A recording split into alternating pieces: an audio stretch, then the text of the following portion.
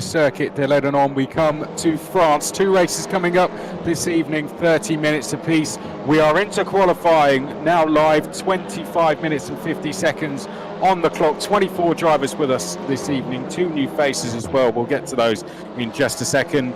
At the moment, we're looking at our championship leader. We've got a 3-way fight for the title as we enter the second half of the season. Riley Phillips leads the way on 392 points after his win last time at Alton Park. Piers Stockton is then in second place and second in this qualifying session so far, just 7 thousandths of a second back. And then leading the championship, Max Leonard, he is in third place. Joining me tonight, as ever, first of all, Guillaume Alvarez. Guillaume, how are you doing? I'm good, Chris. Good evening, everybody. Bonsoir à toutes et tous. Good evening, everyone. Happy to be at your side once again. This is round 4 of the Virtual Fun Cup Winter Series, and once again, we're back in French territory in Ledenon. And also joining us, guest for this round, Henry Beaudette. Henry, the familiar voice of karting, world and British and European, I'd say as well. Henry, how are you doing?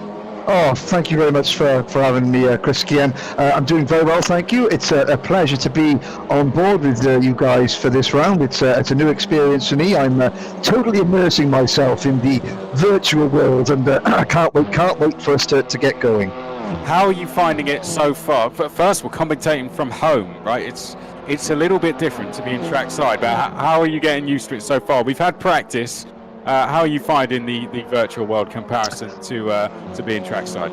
Well, I have to admit that I'm not only a newcomer to virtual racing, I'm a bit of a newcomer to virtual racing in total, in iRacing and online gaming and things like that. So, I mean, normally when I'm in a karting commentary box, you're trying to sort of keep yourself warm during the winter and, open windows in the summer. My main concern is central heating on just enough. No, it's a very interesting experience, and I'm sure that the racing is going to be fantastic. I've started to watch a bit more online racing in the last couple of weeks, and just to prepare for this, and I'm extremely impressed with the quality, the standard, the level of professionalism there is in the virtual racing world. So I'm sure that we're in for a treat. And this vehicle's going round and round in circles. I'm happy.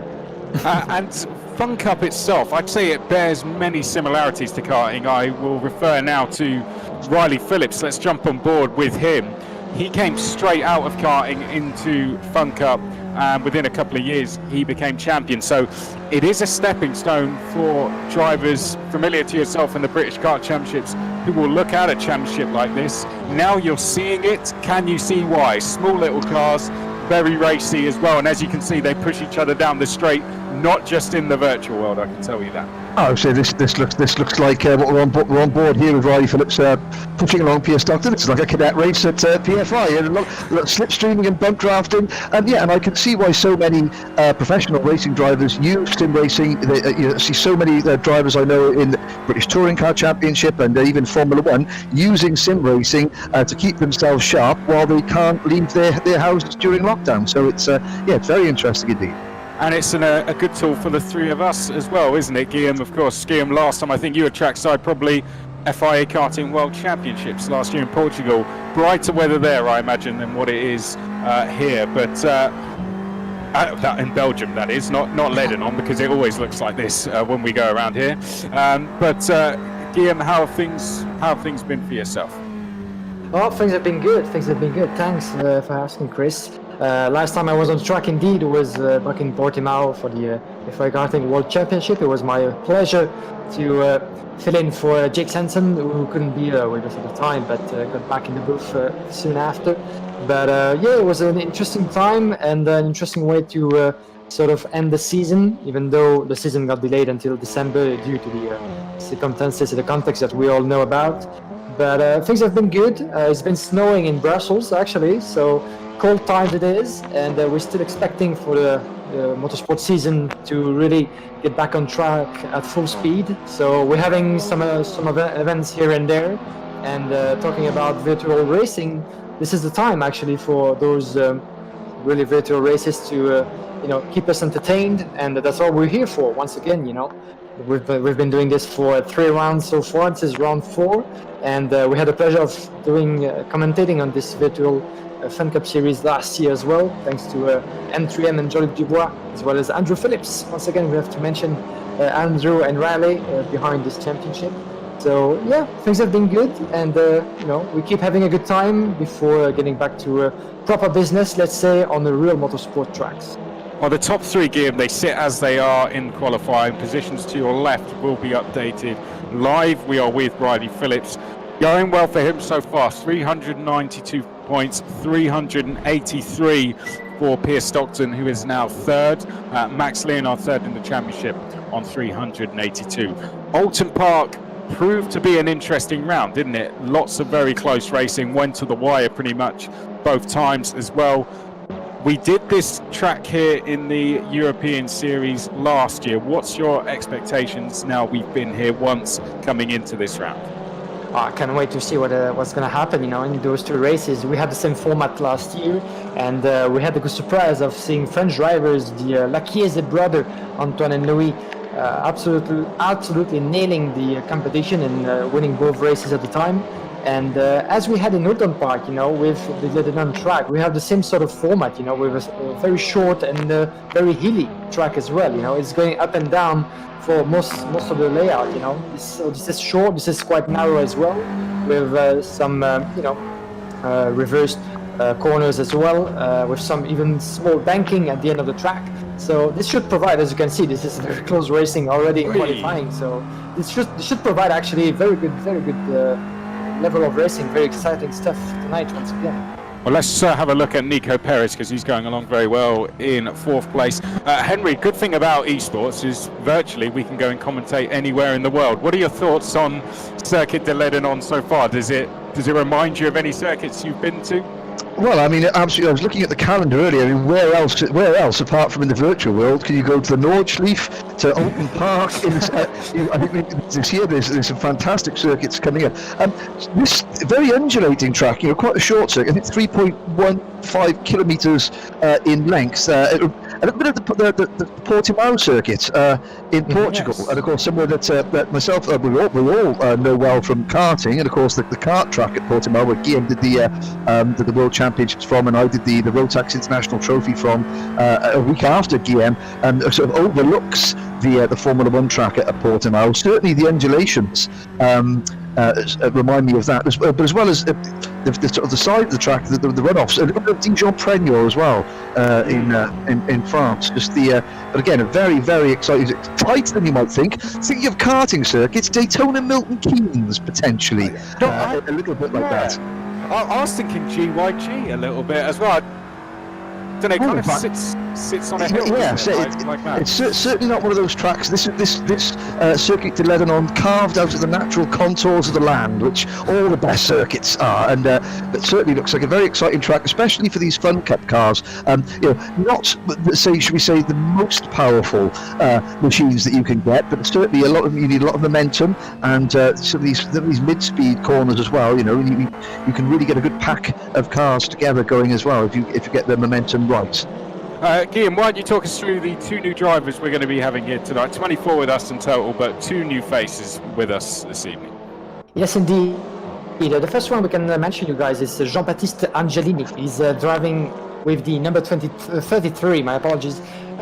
This car will have the number 20. Yeah, there is on your screen with the updated version of his livery. So 33 is Jean-Baptiste Angelini, and he's one of the drivers that was introduced through Jean-Luc Dubois and the M3M team, and is actually driving the 33 that used to be driving Steven Spitals at the last round of Alton Park. So Steven Spitals is with us once again with the number 149, and Jean-Baptiste Angelini, to what I know so far about him, is actually is part of a group of sim racing drivers, basically put together by Jean-Luc Dubois, and his ambition is actually to go from virtual to real motorsport at some point in the future. So one of the best places, of course, to keep yourself fit before any other project on a real racing track in the future. One of the best places to do that is in the winter series, so you can keep on practicing, have a feel for the real racetracks that you're going to experience at some point in the future. And that's one of the things that we love about this virtual series. That for the drivers, this is a perfect place to practice and to have a good feeling of what's about to come in the future in the season. Well, let's take a look at our top 10 so far. Then we'll start, of course, we've had a look at Riley Phillips. Max Leonard is in the pits. Piers Stockton within a tenth of a second. Let's have a look quickly then at Nico Perez. He's currently sitting in fourth place.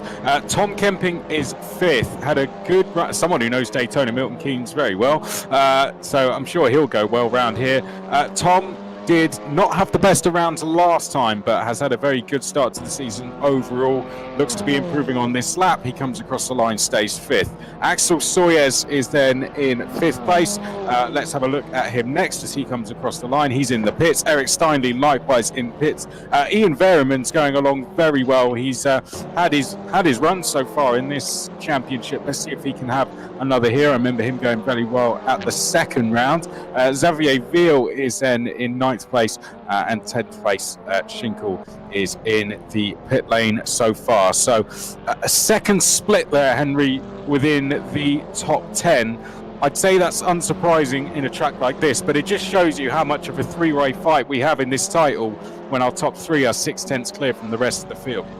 Yeah, so and then what has impressed me just these opening few minutes of qualifying, obviously the drivers wherever they are. I mean, we've got a lot of British drivers, a lot of French drivers, a lot of Belgians, wherever they are, their setups around the world. I mean, the technology is allowing them to. I mean, very very close indeed. I mean, a second over covering the top 8 at the moment. I'd say it is a short track, but it's a very undulating track. I think 15 corners in total, so that's 15 opportunities for drivers to gain time or make a mistake. So to have that sort of spread of 8 drivers covered by less than a second in qualifying, that bodes very well indeed.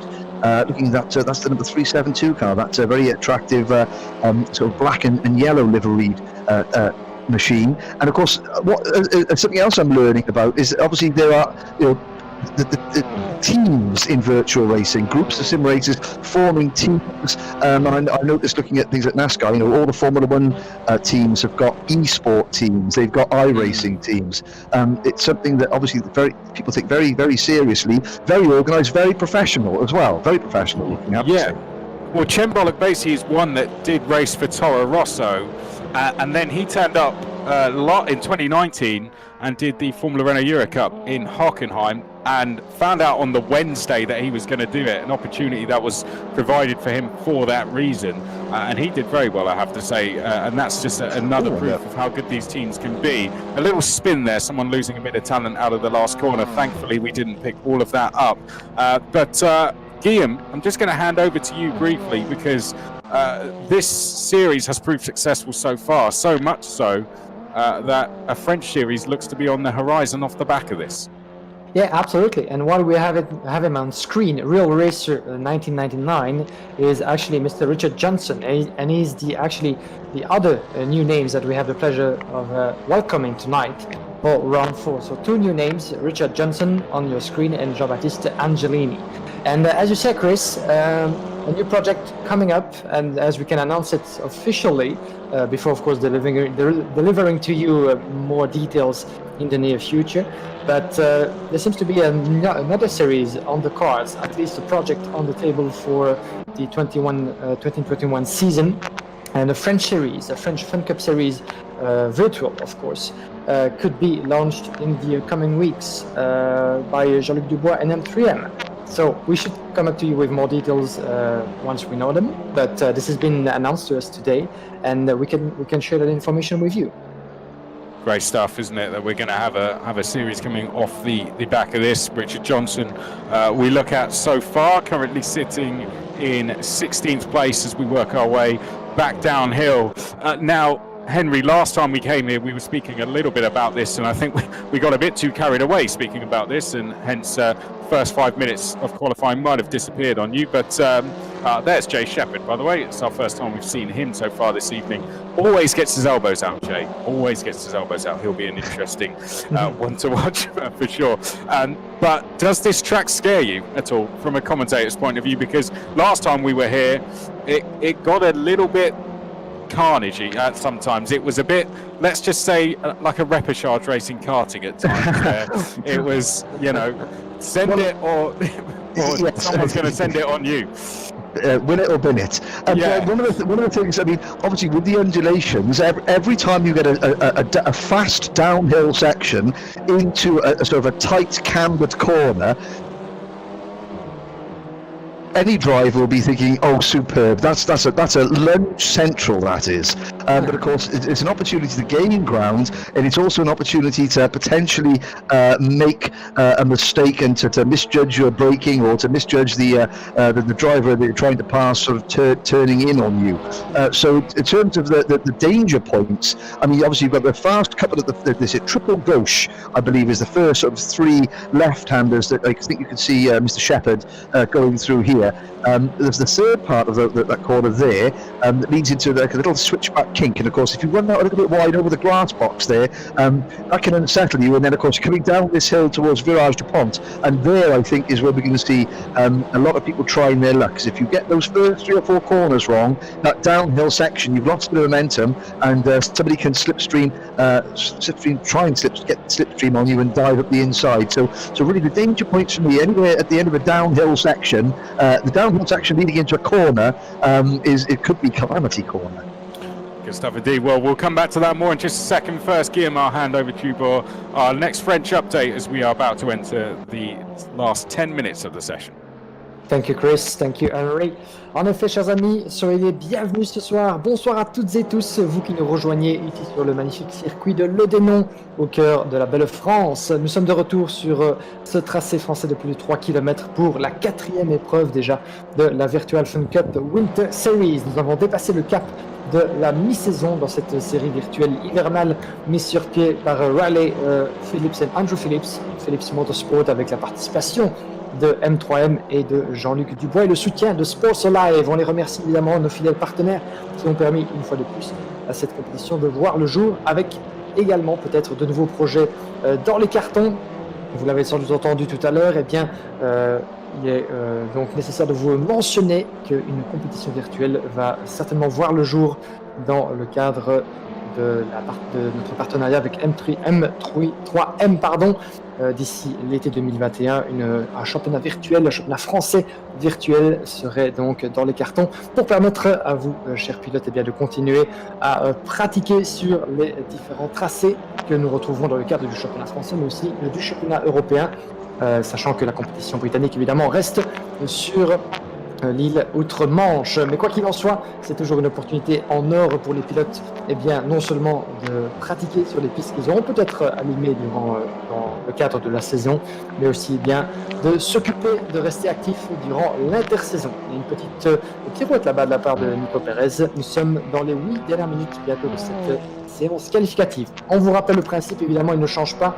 Une demi-heure de séance qualificative avec plus de 20 minutes qui ont déjà été conclues ici. Nous entrons dans la dernière phase de cette séance, la plus importante, où il faut pouvoir se frayer un chemin sur cet étroit tracé long de 15 virages sur un peu plus de 3 km, avec des ondulations qui n'en finissent pas. Vous l'avez sans doute remarqué, avec des changements de niveau qui sont quasiment incessantes, et l'occasion et risque parfois pour ces pilotes, comme ici Yann Vermans, je pense, qui vient d'allumer son pneu dans le virage du pont, le virage numéro 5 en descente vertigineuse, où il faut évidemment prendre garde à ne pas se louper, d'où l'importance de pouvoir assurer sa trajectoire à la corde le plus possible afin d'avoir la meilleure sortie. Mais évidemment, c'est plus facile à dire qu'à faire, et tous les pilotes, ils sont 23 à avoir répondu présent pour cette 4e manche de la Virtual Fun Cup Winter Series. 23 pilotes prêts à en découdre pour ce très beau circuit de Ledenon, que la plupart des pilotes, en tout cas pour les pilotes français et belges, participent aux compétitions réelles.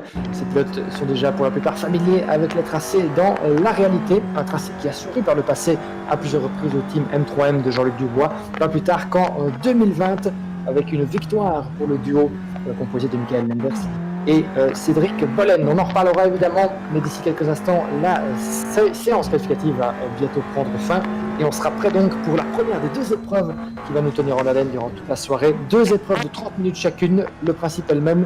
La classification de la grille départ donc sera réalisée donc au terme de cette séance qualificative, et la grille départ de la 2e manche sera constituée du top 10, du top 6 inversé, le reste de la grille en fonction du résultat à l'arrivée. Ça nous promet pas mal d'excitation, en tout cas pas mal de choses à vous dire encore. Nous avons évidemment le plaisir d'avoir ce soir, en plus de Chris McCarthy, mon fidèle partenaire depuis l'entame du championnat, nous avons le plaisir d'avoir un invité tout à fait spécial, Henry Beaudette, son compatriote britannique, très connu évidemment dans le monde du sport automobile et particulièrement du karting, puisque la voix des Rotax Max Grand Finals et autres compétitions de l'univers Rotax, mais également du karting britannique depuis bien des années. Henry Beaudette qui nous fait le plaisir d'être avec nous ce soir, une de ses premières expériences au micro dans le cadre d'une compétition virtuelle. Un plaisir de vous avoir, mon cher Henry. Nous ne serons pas trop de trois en tout cas pour vous accompagner durant toute cette soirée de Virtual Fun Cup Winter Series. Un petit rappel bref avant de laisser la parole à mes collègues britanniques. Riley Phillips est en tête de la compétition après 3 manches disputées, 900 avec un total de 392 points. Quelques unités d'avance sur Pierre Stockton, son compatriote, et 3e place au classement pour Maxime Lénard, le représentant du team M3M et du Belgian VW Club, évidemment, à des représentants du Belgian VW Club que nous avions le plaisir d'avoir à Oulton Park il y a 2 semaines, était Hugo de Wild, notre représentant belge dans le cadre du championnat européen de Formule Renault Eurocup. Hugo ne pouvait pas être présent ce soir malheureusement avec nous. On espère que ce sera le cas lors des prochaines épreuves. Après cette manche de Ledenon, la compétition virtuelle nous emmènera sur le circuit de Ledenon et de Spa-Francorchamps lors du premier week-end de mars. En attendant, nous sommes dans les 5 dernières minutes de cette séance qualificative et pour l'instant, la pole position provisoire dans les mains de Riley Phillips en 1:38 et 0,50, un dixième devant Maxime Lénard. Donc la bataille est encore très très serrée comme vous pouvez le constater. D'ici quelques instants, nous aurons donc un nom définitif pour celui qui s'élancera en pole position de cette première manche de la soirée. Thank you, Chris. Thank you very much, Guillaume. Well, some debatable driving scene there, but we're on board with Riley Phillips, Henry. I believe you have a track map in front of you. Why don't you talk us around the lap? Yeah, well, I'm not sure if you can hear me. I have a few microphone issues, but I mean, yes, you come through the first couple of corners to Tribal Gauche, the first 3 left-handers, and then there's a kink coming downhill there. I think kink 2-4 down to Virage du Pont, which we're at now. Up the hill, out of Virage du Pont, up towards the Virage de la Carousel, or Carriassa, that left-hander by there. See if Phillips there with the car right behind him. He comes out of Virage Carousel, down the hill again, towards the Virage du Chamion, back in the pits. He's gone back to pit lane, is he? Out of Virage du Chamion into Virage du Cavalet, and then up the hill once again to turn 10, and again cresting the rise, that flicking left, and then a double apex left-hander through turn 11. That is the Virage du Servi. And then out of turn 12. Now this is a very interesting section. Downhill, the last couple of sections, fast run down the hill through turn 13 into turn 14. Now this is where we're going to see a lot of action, I'm sure. The penultimate corner, the Virage de la Pavette, and then out past that spun car there. That might be one of the dark blue into the end machines to complete another lap. That is a lap on board with Riley Phillips. Our provisional pole here is a very good lap, a 1:38.036. Good lap there from Riley Phillips. But I have 1 or 2 microphone issues here, which I shall try and correct, Chris, and I'll be back with you as soon as possible. Well, Henry's going to go to the commentary pit lane, shall we say? We'll have him back in just a second. Yeah. But Guillaume, while we do have Henry away from us, look how close it is to the left. So from Axel Sawyers, I'm going to ask our director to find him. From 8th place back down to Gerald Richard in 18th, there is half a second in total, covering 10 drivers. Absolutely incredible out there. And our top 3, they sit as they are in the championship, not in that order. Leonard and Stockton have reversed places in terms of how they sit in the championship, but less than 2 tenths between them. Well, now what is going on here? Axel Sawyers has got lost. And that's very debatable driving. Yeah, I wonder, what's going on there? Yeah, I wonder absolutely ridiculous. Yeah, maybe we're trying to get some speed on the exit of the corner to have a better entry on the start-finish straight, but I doubt that. I mean, are you allowed to do that? That's not on. Not on at all. Not on. But it explains why Philippe Loriquet got up to 5th place. Philippe Loriquet is a great driver, but that explained why he shot up the order. But so far, things looking very good. Let's have a flick through our top 10 as they stand. We'll jump past Nico Perez as he's in pits. So Riley Phillips leads. Max Leonard is in 2nd place. Riley Phillips, new pole time, 1:37.743. Then it's Leonard, Stockton, Perez, Philippe Loriquet, Kempink. Veriman's going very well in 7th. Sawyers. Then it's Eric Steinlein behind that. Xavier Ville, Schinkel, Lancelot Alstein, Farrow. Then next behind that we have David Chatelain. Then we have Jay Shepherd. Let's have a look at him in 15th. Then we have Besson in 16th place. Jean-Baptiste, our new driver, in 17th. Richard in 18th. One of our other new drivers, Richard Johnson, is then in 19th place. And then behind that we have Patrice Fiorentino, who joined us at the last round. Spitals is in 21st place, going very slowly and coming to a stop. Pierre-Andre Guillaume in 22nd. Benoit Phillips is currently in 23rd place and is in the pit lane. Guillaume, I think that's going to be it. It looks like with a fantastic time at the end of the session, Riley Phillips is going to confirm himself in pole position. Max Leonard in 2nd, Pierce Stockton 3rd, and Riley Phillips only getting quicker on this lap as well. Yeah, that's quite an impressive performance from Riley, I must say, considering that the average time around Ledenon is around 1:38, and he was able to get that down to 1:37.7, 0.4 of a second faster than Max Leonard, and even more so on Pierre Stockton. So quite an impressive lap put together by Riley, who actually last year, during the last time we were here for the European Virtual Championship, he managed 2 3rd place in a row between the sort of invincible Lachiesa brother. If you guys remember, if you were with us at the time, Antoine and Louis really crushed the opposition at the time in Ledenon, but Riley managed to finish twice 3rd ahead of Maxime Leonard. So this will be once again the names to keep an eye on, considering that the Lachiesa brothers are not here with us, unfortunately. This should be wide open indeed. Pole position, chers amis, pour Riley Phillips devant Maxime Leonard. 4 dixièmes qui séparent les deux protagonistes pour le titre final dans cette série virtuelle. Riley Phillips, 1:37.7, 4 dixièmes de mieux sur Maxime Leonard. Pierre Stockton, le 3e larron de la compétition. C'est le top 3 que nous avons au classement après 3 épreuves séparées par une poignée de points. À l'avantage de Riley Phillips, en pole position à Oulton Park.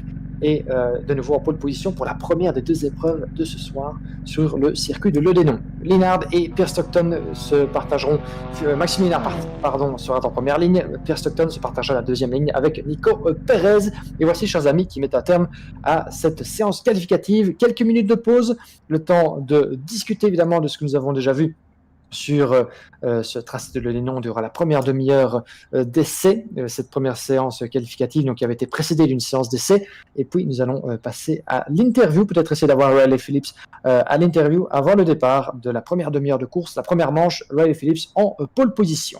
Thank you, Chris. Thank you very much, Guillaume. Well, let's have a chat as ever then to our pole sitter. Let's invite Riley Phillips up to the commentary box, because he took the lead of the championship last time and things only getting better for him now. He's just taken pole position at Circuit De Ledenon. So we'll see if he can come in and join us. But a very impressive performance from him to beat off the opposition, the likes of Max Leonard and Pierce Stockton as well. And I believe he's on his way virtually to the commentary booth. So let's see if he can come and join us in just a second and we'll have a word with him. But any surprises for you in that session, Guillaume? I mean, I would like to rave about the likes of Sawyers, but we saw the line. Philippe Loriquet's time looks like it's been deleted, but we saw some of the cuts that were being taken towards the end there. But any surprises other than that? I must say, still a good surprise from Nico Perez, who set the second fastest lap, as you can see, just in the last few seconds of the qualifying session in front of Pierre Stockton and Max Linard. So to see Nico Perez once again ahead with the championship protagonist is very impressive and refreshing, considering Nico, looking at the provisional ranking, Nico Perez had one of his strongest performances last time out in Newton Park as he finished 8th.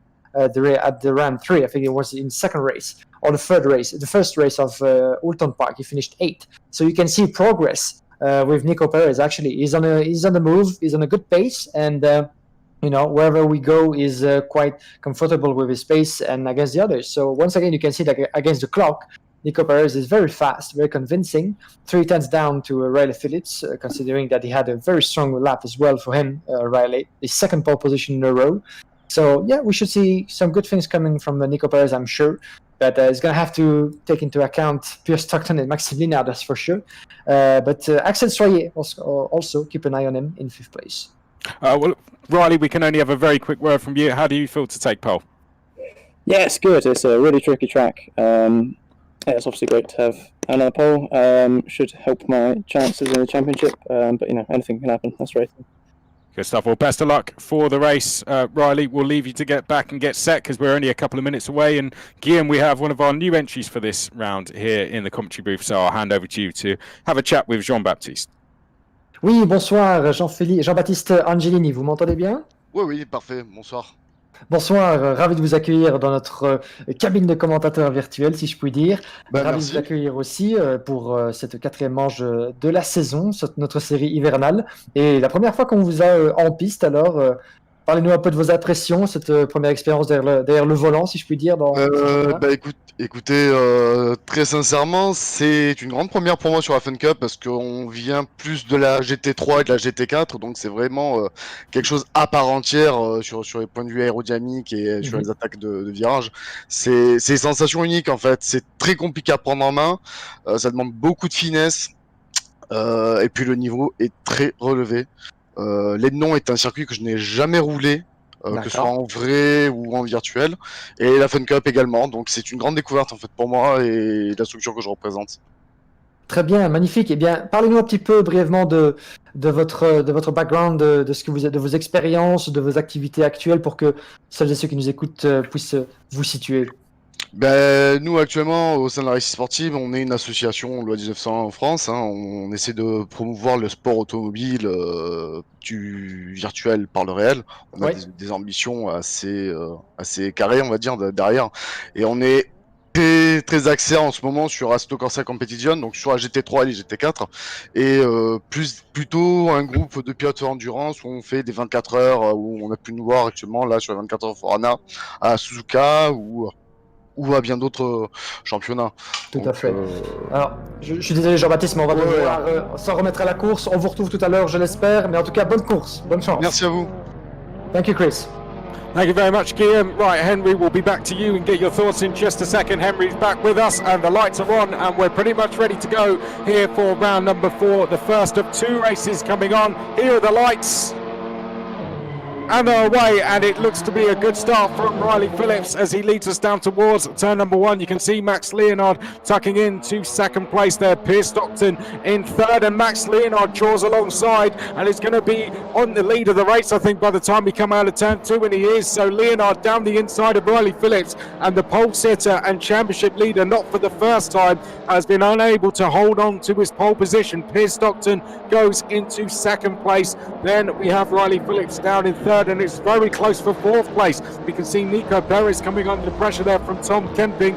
They're side by side behind that as well. Philippe Loriquet and Ian Vermans, the top 3 are breaking away. Tom Kemping in 5th place under all sorts of pressure here. There you can see he's got Philippe Loriquet to his outside. Ian Vermans just behind that.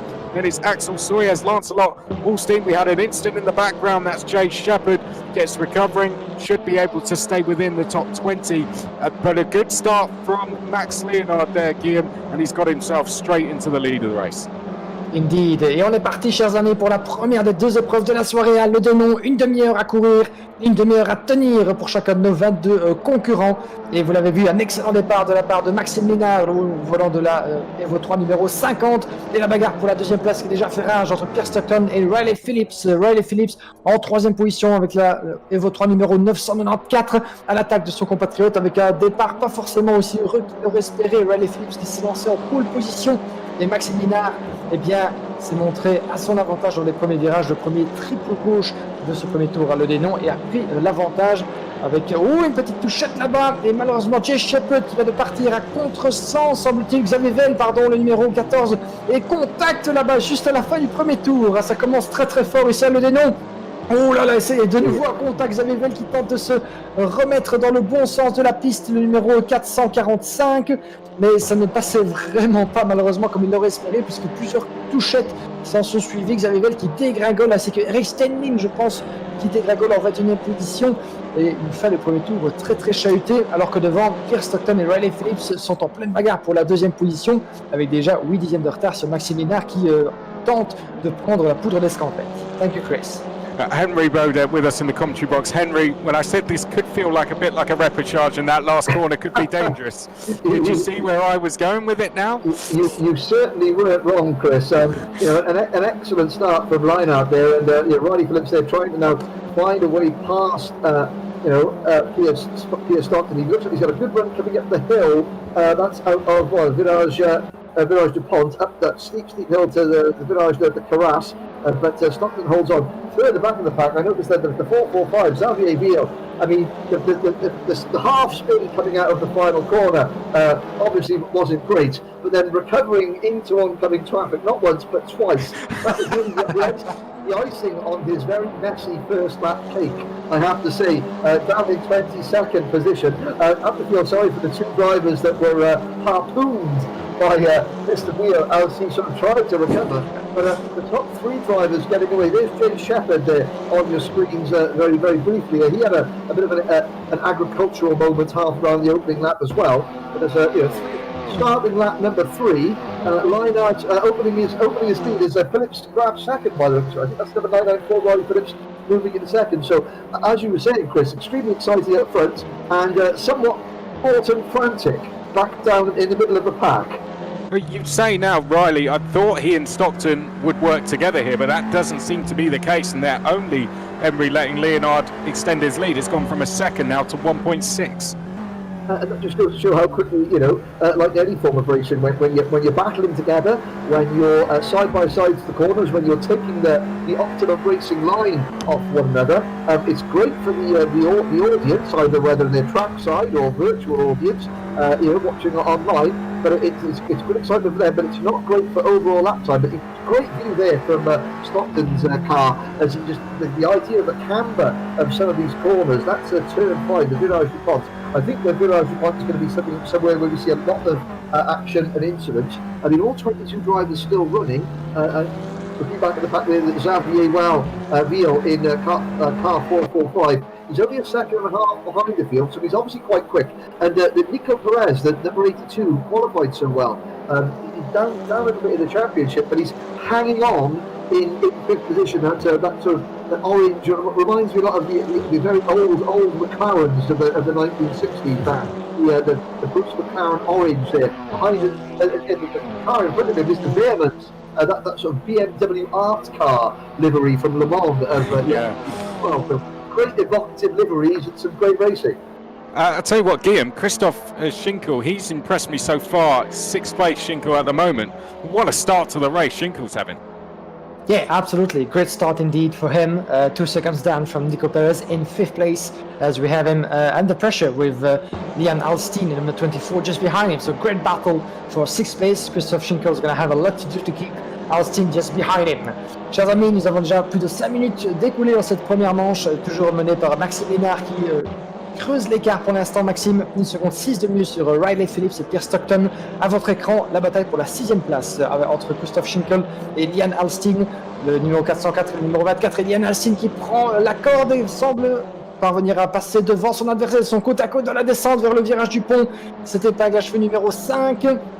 qui nous vaut pas mal de frayeur depuis le début de cette première épreuve, avec pas mal de superbes dépassements, mais aussi un endroit très précaire où perdre l'adhérence et aller faire une petite escapade par le bas-côté est très facile. Mais pour l'instant, Christoph Schinkel a fermé toutes les portes et se maintient en 6e position. Lian Alcin va devoir s'en remettre au prochain tour peut-être, ou alors à un autre endroit dans le 3e secteur de ce tracé de Ledenon qui ne cesse de monter et de descendre. En tout cas, une entame de course très chahutée, vous l'avez vu avec Xavier Ville en fin de premier tour qui malheureusement s'est retrouvé à contresens du trafic et en voulant se remettre dans le bon sens de l'épreuve, n'est pas parvenu à faire, d'une part, à s'infiltrer dans le peloton qui arrivait, mais s'est accroché par 2 fois, provoquant malheureusement la perte de Erik Stenlin et d'un autre concurrent, c'était David Châtelaine, je pense, qui s'est retrouvé en queue de peloton, conséquent de cette partie de bowling, si je puis dire, à la fin du premier tour. Mais pour l'instant, on revient en tête avec Riley Phillips en 2e position, le numéro 994 à votre écran, sous la pression de Pierre Stockton, 6 dixièmes qui séparent les 2 pilotes britanniques, qui vont devoir travailler ensemble en quelque sorte pour espérer aller chatouiller de plus près Maxime Minard. Mais Riley Phillips semble avoir entendu nos prières. 3 dixièmes de repris au précédent pointage, 1 seconde 3, 1 seconde 4 désormais entre Maxime Minard et Riley Phillips. Ce sont les 3 protagonistes du championnat depuis l'entame de la compétition. Et les voilà de nouveau en pleine bagarre pour la première place. Alors que plus loin, Tom Kemping, le numéro 7 à votre écran, en pleine bagarre pour la 6e place, puisqu'il vient de refaire légèrement son retard sur Christoph Schinkel. Schinkel qui, entre-temps, s'est fait doubler par Lian Alcin. Switch of position, Chris, for 6th place, and Lian Alcin just went past Christoph Schinkel, and Tom Kemping might want to try to do the same. Yep, Lancelot Olstein up into 6th place. Let's ride on board with Tom Kemping here as we come back uphill then towards this left-hander. So 2 ahead of him, Christoph Schinkel, Lancelot Olstein, then a 3-second gap, 20 minutes on the clock here, Henry. I'd say, although he's got time to make these moves, he'll want to make them quickly. Yes, certainly. He's slipping on board here with the 8th place driver, Mr. Kemping, on Schinkel, and then Alstein in front of him. So it's a very close battle indeed. Just over 20 minutes remaining. And again, you're looking up there, the gap between the top 3 is, remaining stable, 1.1 seconds. Oh, Nico Perez then, his personal best lap. Alstein puts a personal best lap, and Kemping as well, a personal best lap. So the drivers are really getting into the swing of it now. But again, he wants to try and get Christoph Schinkel in front of him there. He needs to try and make his move. They're on board back now with the 10th place driver, Jay Shepherd, and Chris again. I mean, for a newcomer to this, so impressed so far. We had 1 or 2 incidents on the opening lap, but things the drivers settling into a rhythm really well here, and our newcomers, Mr. Angelini and Mr. Johnson, further back can be Mr. Johnson, I think in car number 272. Is that right? 272. Yeah, I mean he's up in the top 16, and the 33 car, who's coming on our screens, I think is 24. Is battling with 15th and 16th place. They're acquitting themselves very well. Yeah, let's have a look at our newcomers then. Let's go and have a look at Jean-Baptiste down in 16th place now, just been passed by David Châtelain. There you can see definitely, well, there's Fun Cup for you. You're going to have two cars either side of you at any time. That can be exactly what happens. They're going well so far, and Guillaume, you had a quick chat with him before the race. Just about wrapped that interview up in time. I think he had 15 seconds to get himself ready at the end. But there you go. No rest for the wicked. It doesn't look like it's got any easier for him out there on track. No, indeed not. Actually, it was very close indeed. I actually didn't look at the clock while we were talking, and I just see your message. I was like, oh my God, we have to wrap this up right now. Yeah, usually, Martin Brundle would have been kicked off the grid about 3 minutes earlier than that, because by that time the cars are revving up and you're running for the hills. But he's feeling good about this evening. Yeah, actually, and so I can mention this, what he told me earlier in the interview. This is actually the first time that he's driving in this particular sort of series, actually, and he's part of the virtual world, and he's doing a lot in France to promote virtual racing, and as I said earlier, try to create a bridge between virtual and real racing, and he's more used to GT3 cars, actually. And this is quite the first time he's driving an Evo 3 Fun Cup cars in virtual races. So, and the first time as well in Ledenon. So, as you said, as we can see, he's doing quite alright for himself, going around the inside in the corner number 5, the corner of Dupont. and that is gonna put him. Let's see where he is. Up to number 33. He's just gone by Richard Johnson, hasn't he? Who's the other new entry for this evening? Yeah, up to 15. Yes. Good stuff. So Richard Johnson, the two newcomers there going at it as they make their way downhill now, steep incline downhill, and John Baptiste getting past Real Racer. So they've got their own private little battle going on. Great move down the inside there. Johnson gets back down the inside, and once again on the exit, John Baptiste is going to go back through. So this is fantastic stuff, Henry. This is like Honda Cadets, isn't it, around PFI? It's absolutely fantastic racing. Absolutely right, Chris. So impressed watching this battle. We're looking at what, 13th, 14th, 15th, 16th, around the tail end of the top 20. There's Xavier Villon. That car has been in the walls a little bit so far, but he's recovering well. So obviously, the number 445, the Beetle with the Tech Pro graphics on the side of the car there, the Tech Pro backed entry, he's recovering well. So he's obviously very quick when he's pointing in the right way. And then across the line, you're following one of our newcomers in the 24. That's John Baptiste Angelini. Back up at the front though, looks like we've got to back up the lead, Chris and Guillaume there, because Riley Phillips, the 994, is closing in on Max Lyon, and it's taken him a couple of laps, but we're on lap 8 now, and guys, I'm thrilled to be watching my first virtual battle for the race lead.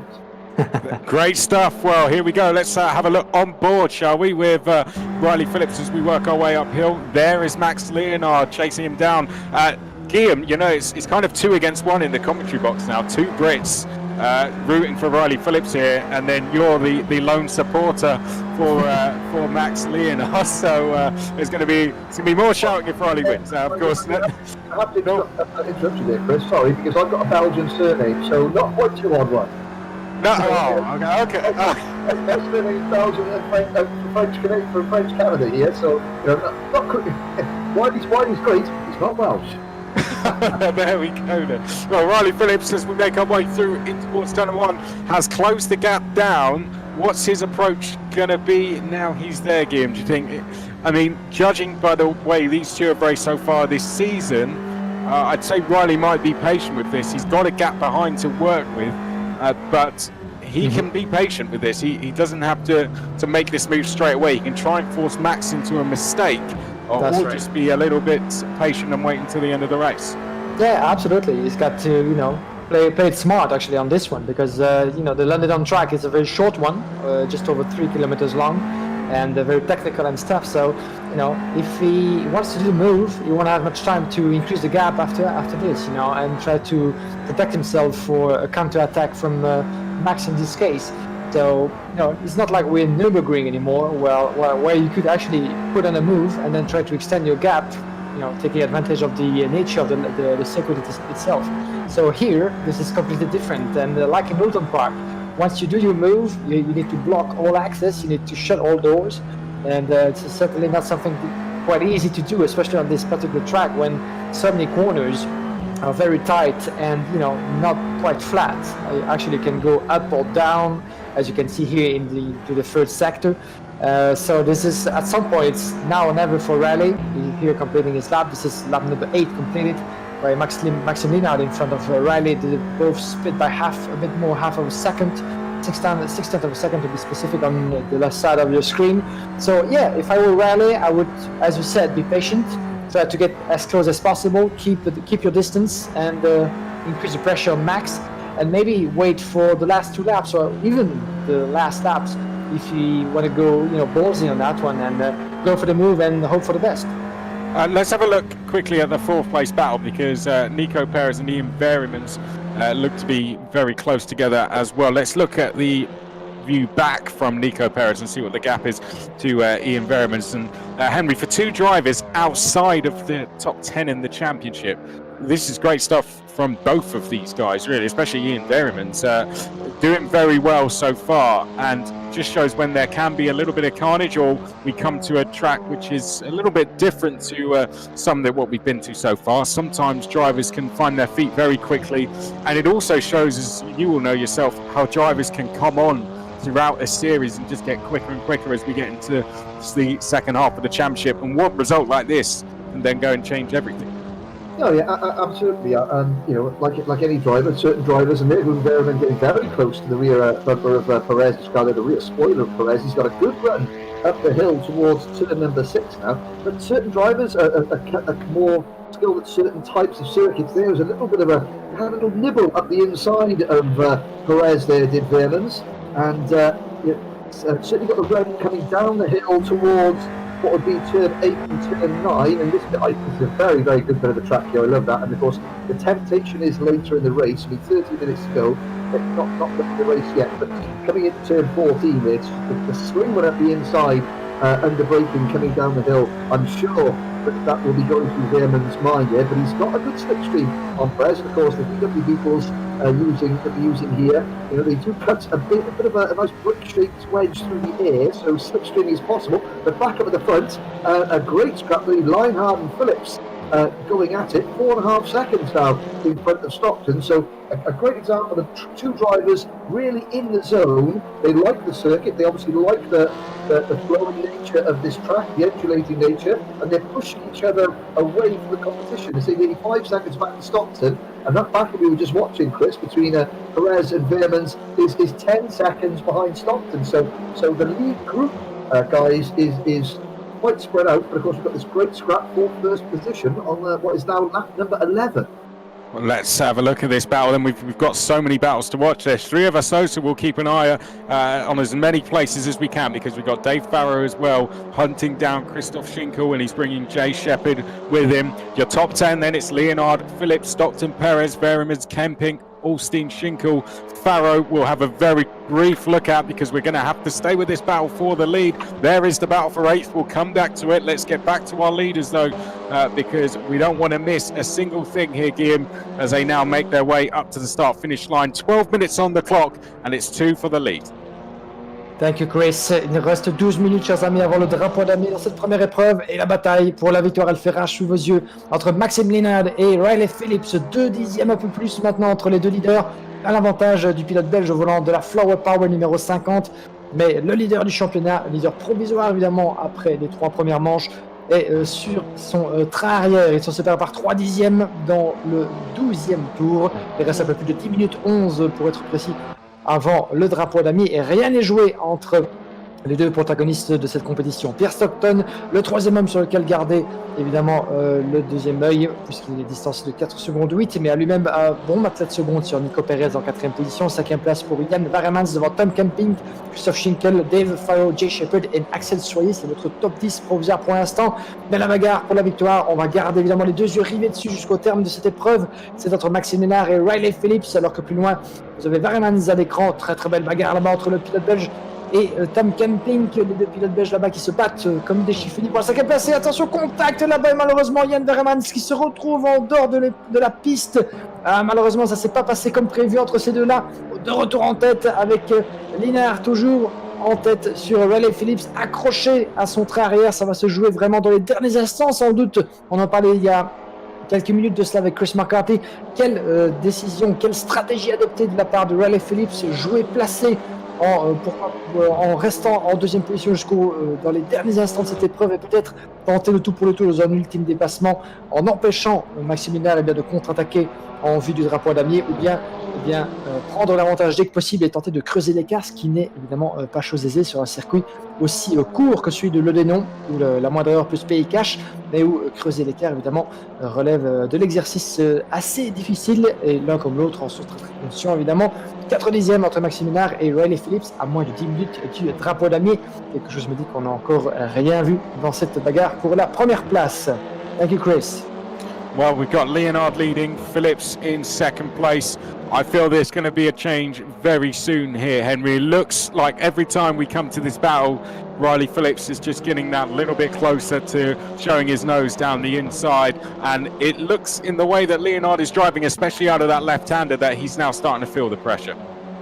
Yeah, so I suppose Riley Phillips is sort of looking to see where Leonard may have a weakness, where his line differs slightly for him. But of course, when 2 drivers are so evenly matched, it's all down to which one, if the leader makes a mistake or not. And Max Leonard certainly not looking like he's going to make a mistake, and I think one or two drivers are having a few issues there. The number 24 of Alstein, Lancelot Alstein, I think, has retired, and so I think sadly is the number 272 of Richard Johnson, possibly now. And what that's a technical issue or whether that's a track limits issue, I don't know. But certainly, one or two drivers as we're getting towards into the second half, well into the second half of this race, now beginning to sort of run foul of the track limits. But look at this battle across that finish line.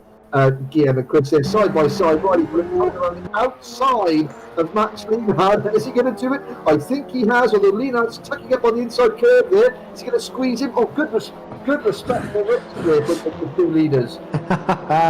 Brilliant stuff there. Riley Phillips takes the race lead. Look at that. And Lienhard now trying to get back down the inside. Well, it's a night of first, Henry. And there we go. First change of lead that we've had so far in this race since the very start. And Riley Phillips is now was briefly into the lead of the race there. Lienhard trying to go around the outside. Fantastic stuff, though. Let's have a quick look at who else is in the top 10. So we've got Pierre Stockton now in third place.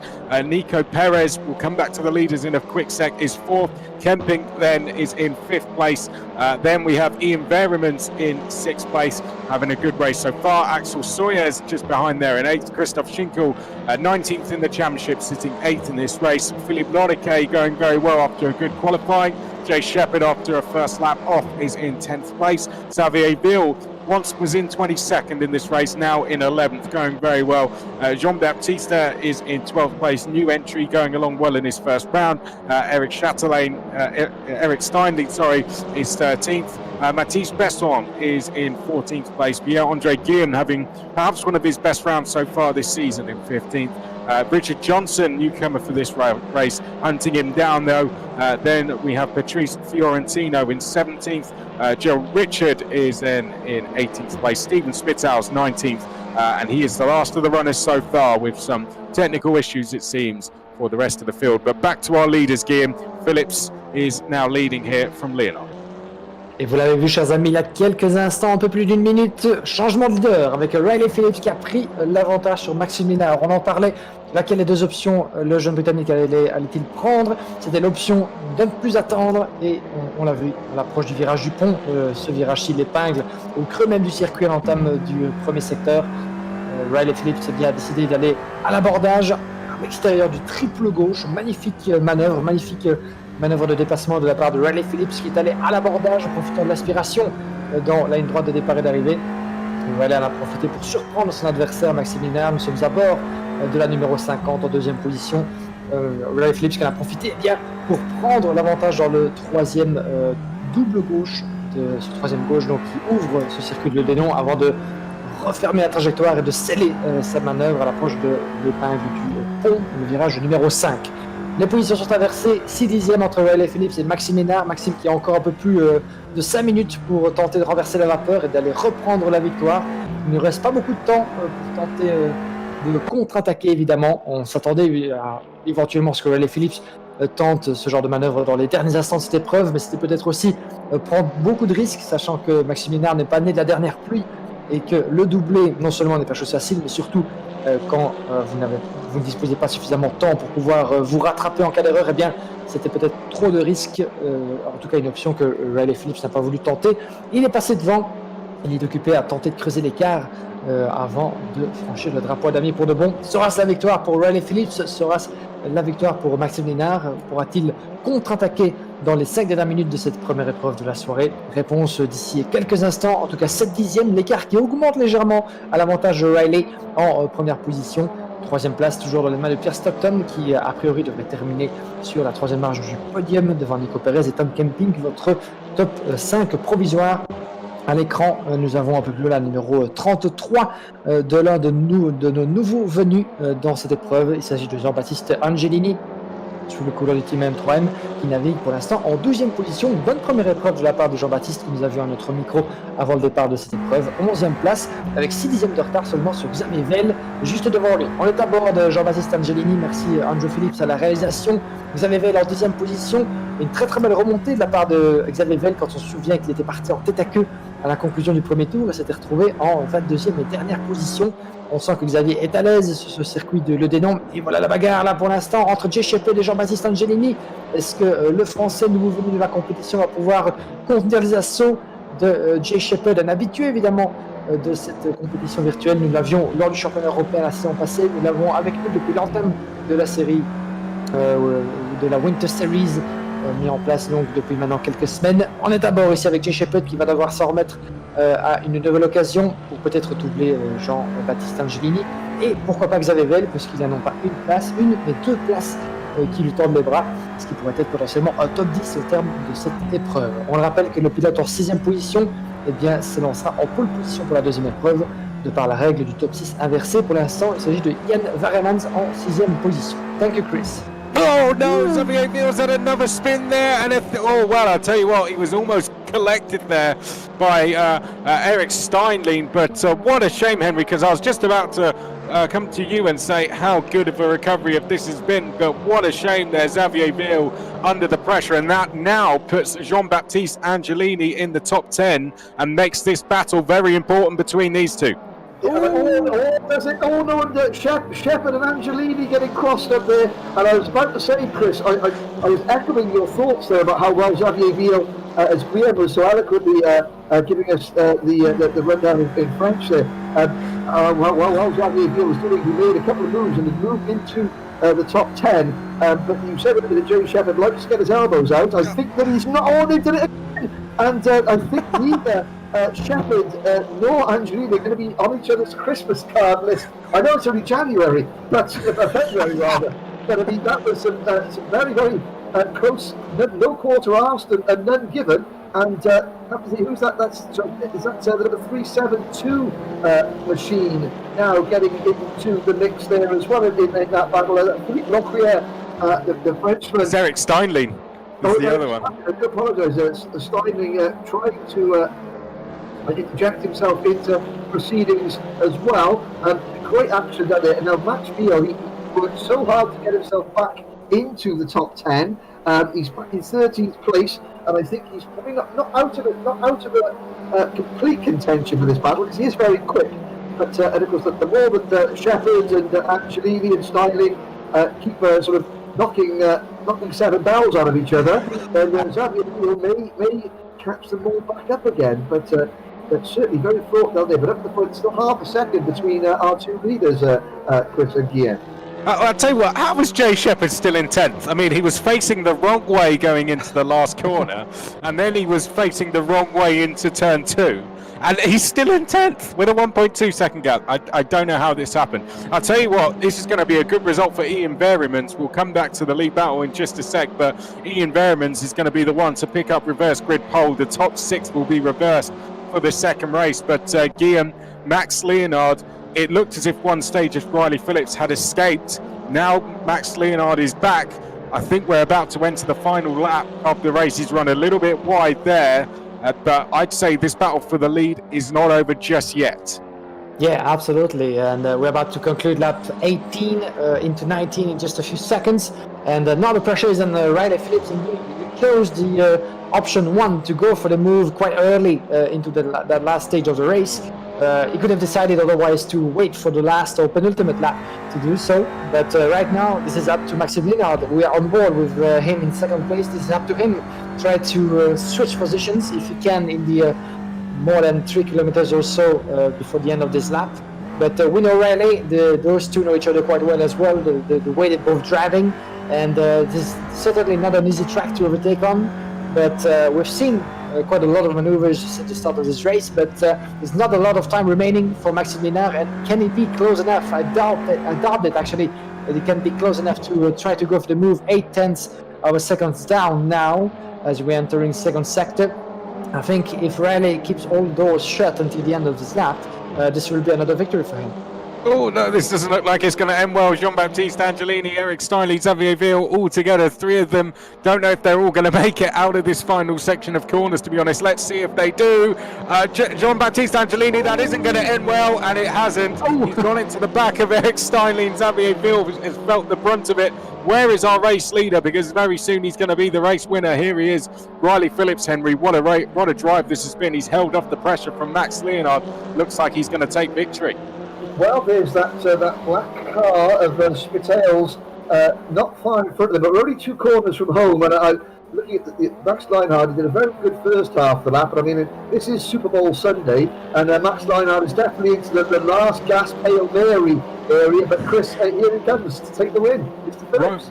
Riley Phillips across the line will take the win for round number 4. Max Leonard will finish in second. 2 on the bounce then for Riley Phillips, and he will extend his championship lead over Max Leonard. It will go from 11 points to 16 points. Piers Stockton, damage limitation, that in 3rd place. Nico Perez will finish in 4th place. Tom Kempink in 5th place. But let's go to Ian Berrymans, because it's going to be a brilliant result for the Belgian driver here, Guillaume. He's going to take reverse grid pole. Yeah, absolutely. Great result as well.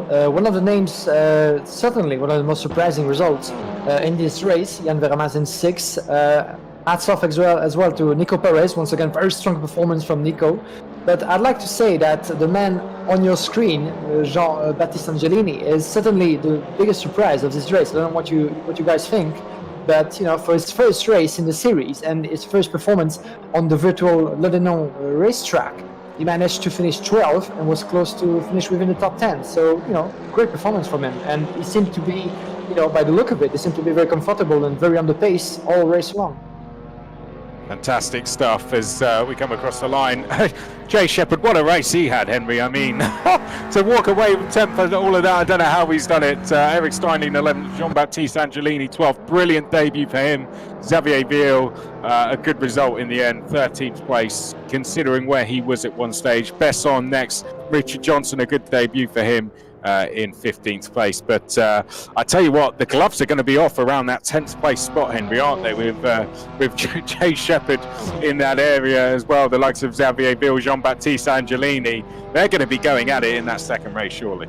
Oh, absolutely, and I have to say, for Richard Johnson, I did him a disservice earlier on. I thought it was him that retired, but it was David Chatelain who went out there. But yeah, excellent racing up and down the field.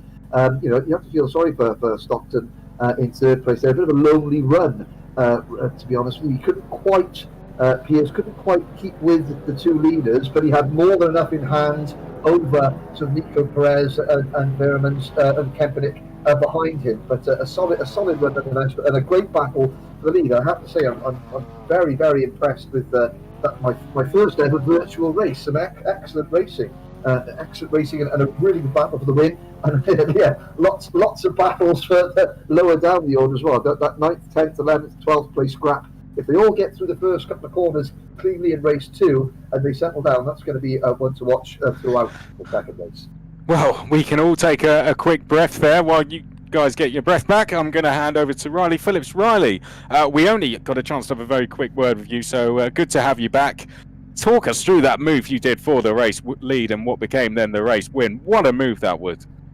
Yeah, I mean, it was tough. Max was so fast and consistent as well, and I didn't really know if I was going to catch him. But yeah, a couple mistakes from him helped me close the gap, and then yeah, just in the slipstream, then it was it wasn't easy to keep with him, but it was easier to be there and ready, waiting for a move. And then yeah, I just carried a bit more speed around the outside of the first couple of corners, and yeah, I pulled it off. And then yeah, I had to get away from him as well. You make it sound so easy, but I'm sure it really wasn't. But this is 2 wins on the bounce for you now, isn't it? And an extension of your championship lead. So how do you approach this second race now? Because I think one thing we witnessed is it can go wrong for you around Circuit De Ledenon very quickly. So is it going to be a little bit of a cautious approach, or do you think you have to make your moves quickly around here? I think grid's very equal, so yeah, getting to the front as quick as possible is going to be the idea, but I think it's just going to be try and match where Piers and Max are going to be, and try not to fall away from them too much. It'll be a battle, I expect, for the first couple of laps. It will indeed. Well, Riley, we'll let you go and get yourself set. Hopefully, we'll be able to have a chat with Max Leonard before we go racing in the next one. But Riley, we thank you for your time, and we wish you all the best for race number 2. You'll be going off P6. Thank you very much. Well, there we go. Guillaume, Yes. what a race that was. Wow. Yeah, what a good race it was indeed, and the second one shouldn't be any different actually.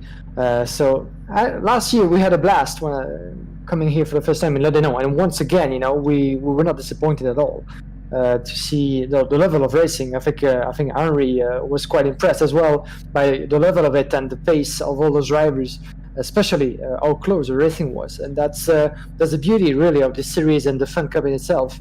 As it provides not only great racing but great fun for all the drivers, because those Fun Cup cars at some point they're quite easy to drive, easy being of course a relative expression, because you get to put a lot of work in and a lot of practice to be able to master those cars and to be efficient on not only on the lap but on the duration of a race.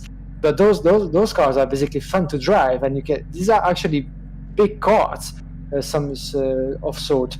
So you can really feel that the drivers are having as much fun as we do, following what they do on track. And the racing is so close and so tight from lap 1 to the end. So this should be again the case. I'm sure it will. And Henry, that was your first time doing a virtual race. What were your thoughts? Was it what you expected, a little bit different, or just a little bit the same? What were your thoughts? Extremely impressive, very professional, extremely skilled. Certainly, nothing like when I was playing Super Mario Kart on the SNES back in about 1993.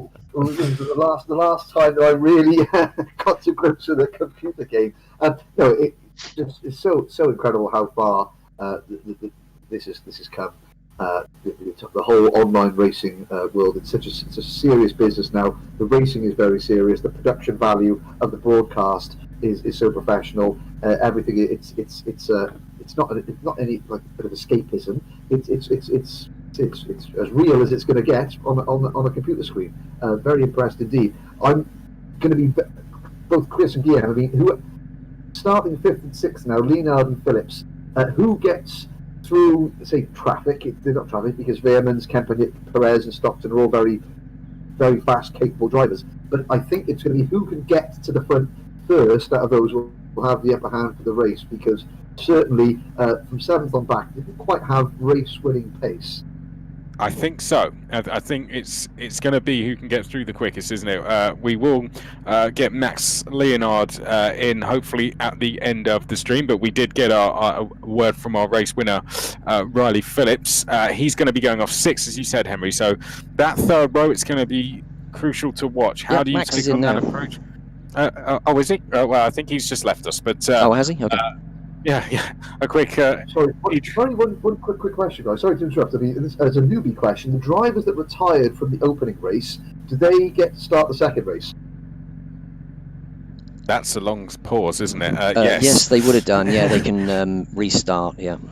Oh, so one bad race does not a complete night ruin. No. Yeah, Well, although they do look like they've left, but they can rejoin for race 2.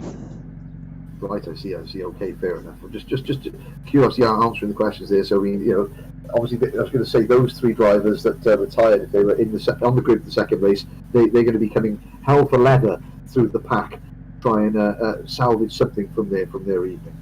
Andrew, what did you make of that move? It was your son, after all, but what did you make of it? I don't think he's listening anymore. Oh well. Sorry, was that for me? I tell you, we'll come back to that. We've got Ian Veermans on pole position. I think the engines are starting to get fired up. 30 seconds on the clock. The 3 of us will be calling you through this race once again, but we've got a Belgian on pole position. So to talk you through the start, I'm going to hand over to Guillaume Alvarez. Thank you Chris, chers amis, d'ici quelques instants, on est parti pour la deuxième épreuve de la soirée, 30 minutes sur l'horloge, dès que les feux rouges s'éteignent, on sera parti. Ian Varemans, 6ème de la première épreuve en pole position, avec Tom Camping sur la droite de votre écran, sur la gauche de la première ligne, Nico Perez, Pierre Stockton, Maxime Linard, Riley Phillips, c'est votre top 6 inversé, les feux s'éteignent, on est parti. Excellent envol de la part de Ian Varemans, en vue aérienne grâce à notre drone. Nous sommes à bord du leader, en tête le numéro 25 devant Tom Camping, excellent envol de la part du pilote belge. Nico Perez parviendra-t-il à conserver la 3e place? Non, puisque Riley Phillips et Maxime Linard sont emparés de la 3e et la 4e position. Superbe envol, et attention, ça s'accroche de tous les côtés avec Jay Shepard qui est parti en tête à queue malheureusement, qui va dégringoler jusqu'en queue de peloton. Ça se touche dans tous les sens, malheureusement nous avons un autre pilote en difficulté là-bas. On va s'identifier de qui il s'agit, un 3e pilote encore qui va jouer les agriculteurs à l'extérieur du virage numéro 5, l'épingle du pont. Alors qu'en tête ça se bat déjà très très fort entre Maxime Linard et Riley Phillips. C'est la bataille pour la 3e place et pour la tête du championnat potentiellement. Excellent envol et Ian Varemans en tête du peloton. Il a conservé l'avantage de sa pole position devant Tom Camping. À votre écran, sur votre image, Maxime Linard qui prend l'avantage, ça se touche, accrochage entre Maxime Linard et Riley Phillips, et Maxime Linard qui miraculeusement parvient à conserver le contrôle de son Evo 3 et à peut-être garder la 3e position. Riley Phillips a dégringolé en 7e position, mais miraculeusement également est parvenu à rester sur la piste sans partir en tête à queue. Alors que nous avions un autre pilote, je pense que c'était Axel Soyer, semble-t-il, qui a perdu le contrôle. Non, c'était Nico Perez, pardon. Nico Perez qui a perdu le contrôle également de son Evo 3 et qui a dégringolé en 10e position. Quel premier tour, chers amis, quel premier tour, ça se bagarre, ça se touche malheureusement aussi à chaque virage de ce circuit de Ledenon. Et nous avons des coupages de circuit, d'ailleurs, des franchissements de limite de la piste avec Ian Varemans qui est en train de perdre pied également. Que s'est-il passé pour Ian Varemans? Jesus, guys, what just happened? What is going on? All 3 of our championship leaders, something happened to all of them, but somehow one of them is leading at the end of the first lap, and his name's Max Leonard. Tom Camping is in 2nd, Axel Sawyers is 3rd. Poor old Ian Varemans was facing the wrong way coming out of the final corner. Not too sure what happened to him, but Riley Phillips is in 4th. Piers Stockton was the one that got caught out the worst in terms of our championship leaders. He is now 7th, just behind this. He's about to dive down the inside of Philippe Loniquet.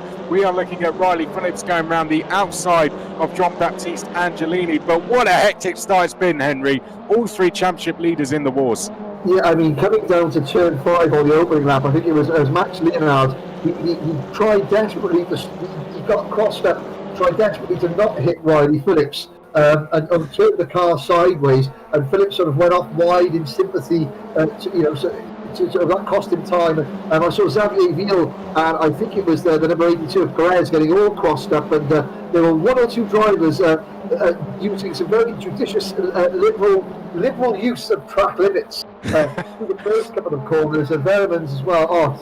So he's down into 14th position, and a little tap for 2nd place there is Riley Phillips getting maybe a little bit impatient. You can see Leonard sort of pulling away a little bit, and he wants Kempernick out of the way in that number 7 car, the Belgian flag on the headlights of that Volkswagen Beetle there. But and Varemans outbraking himself into turn number 14.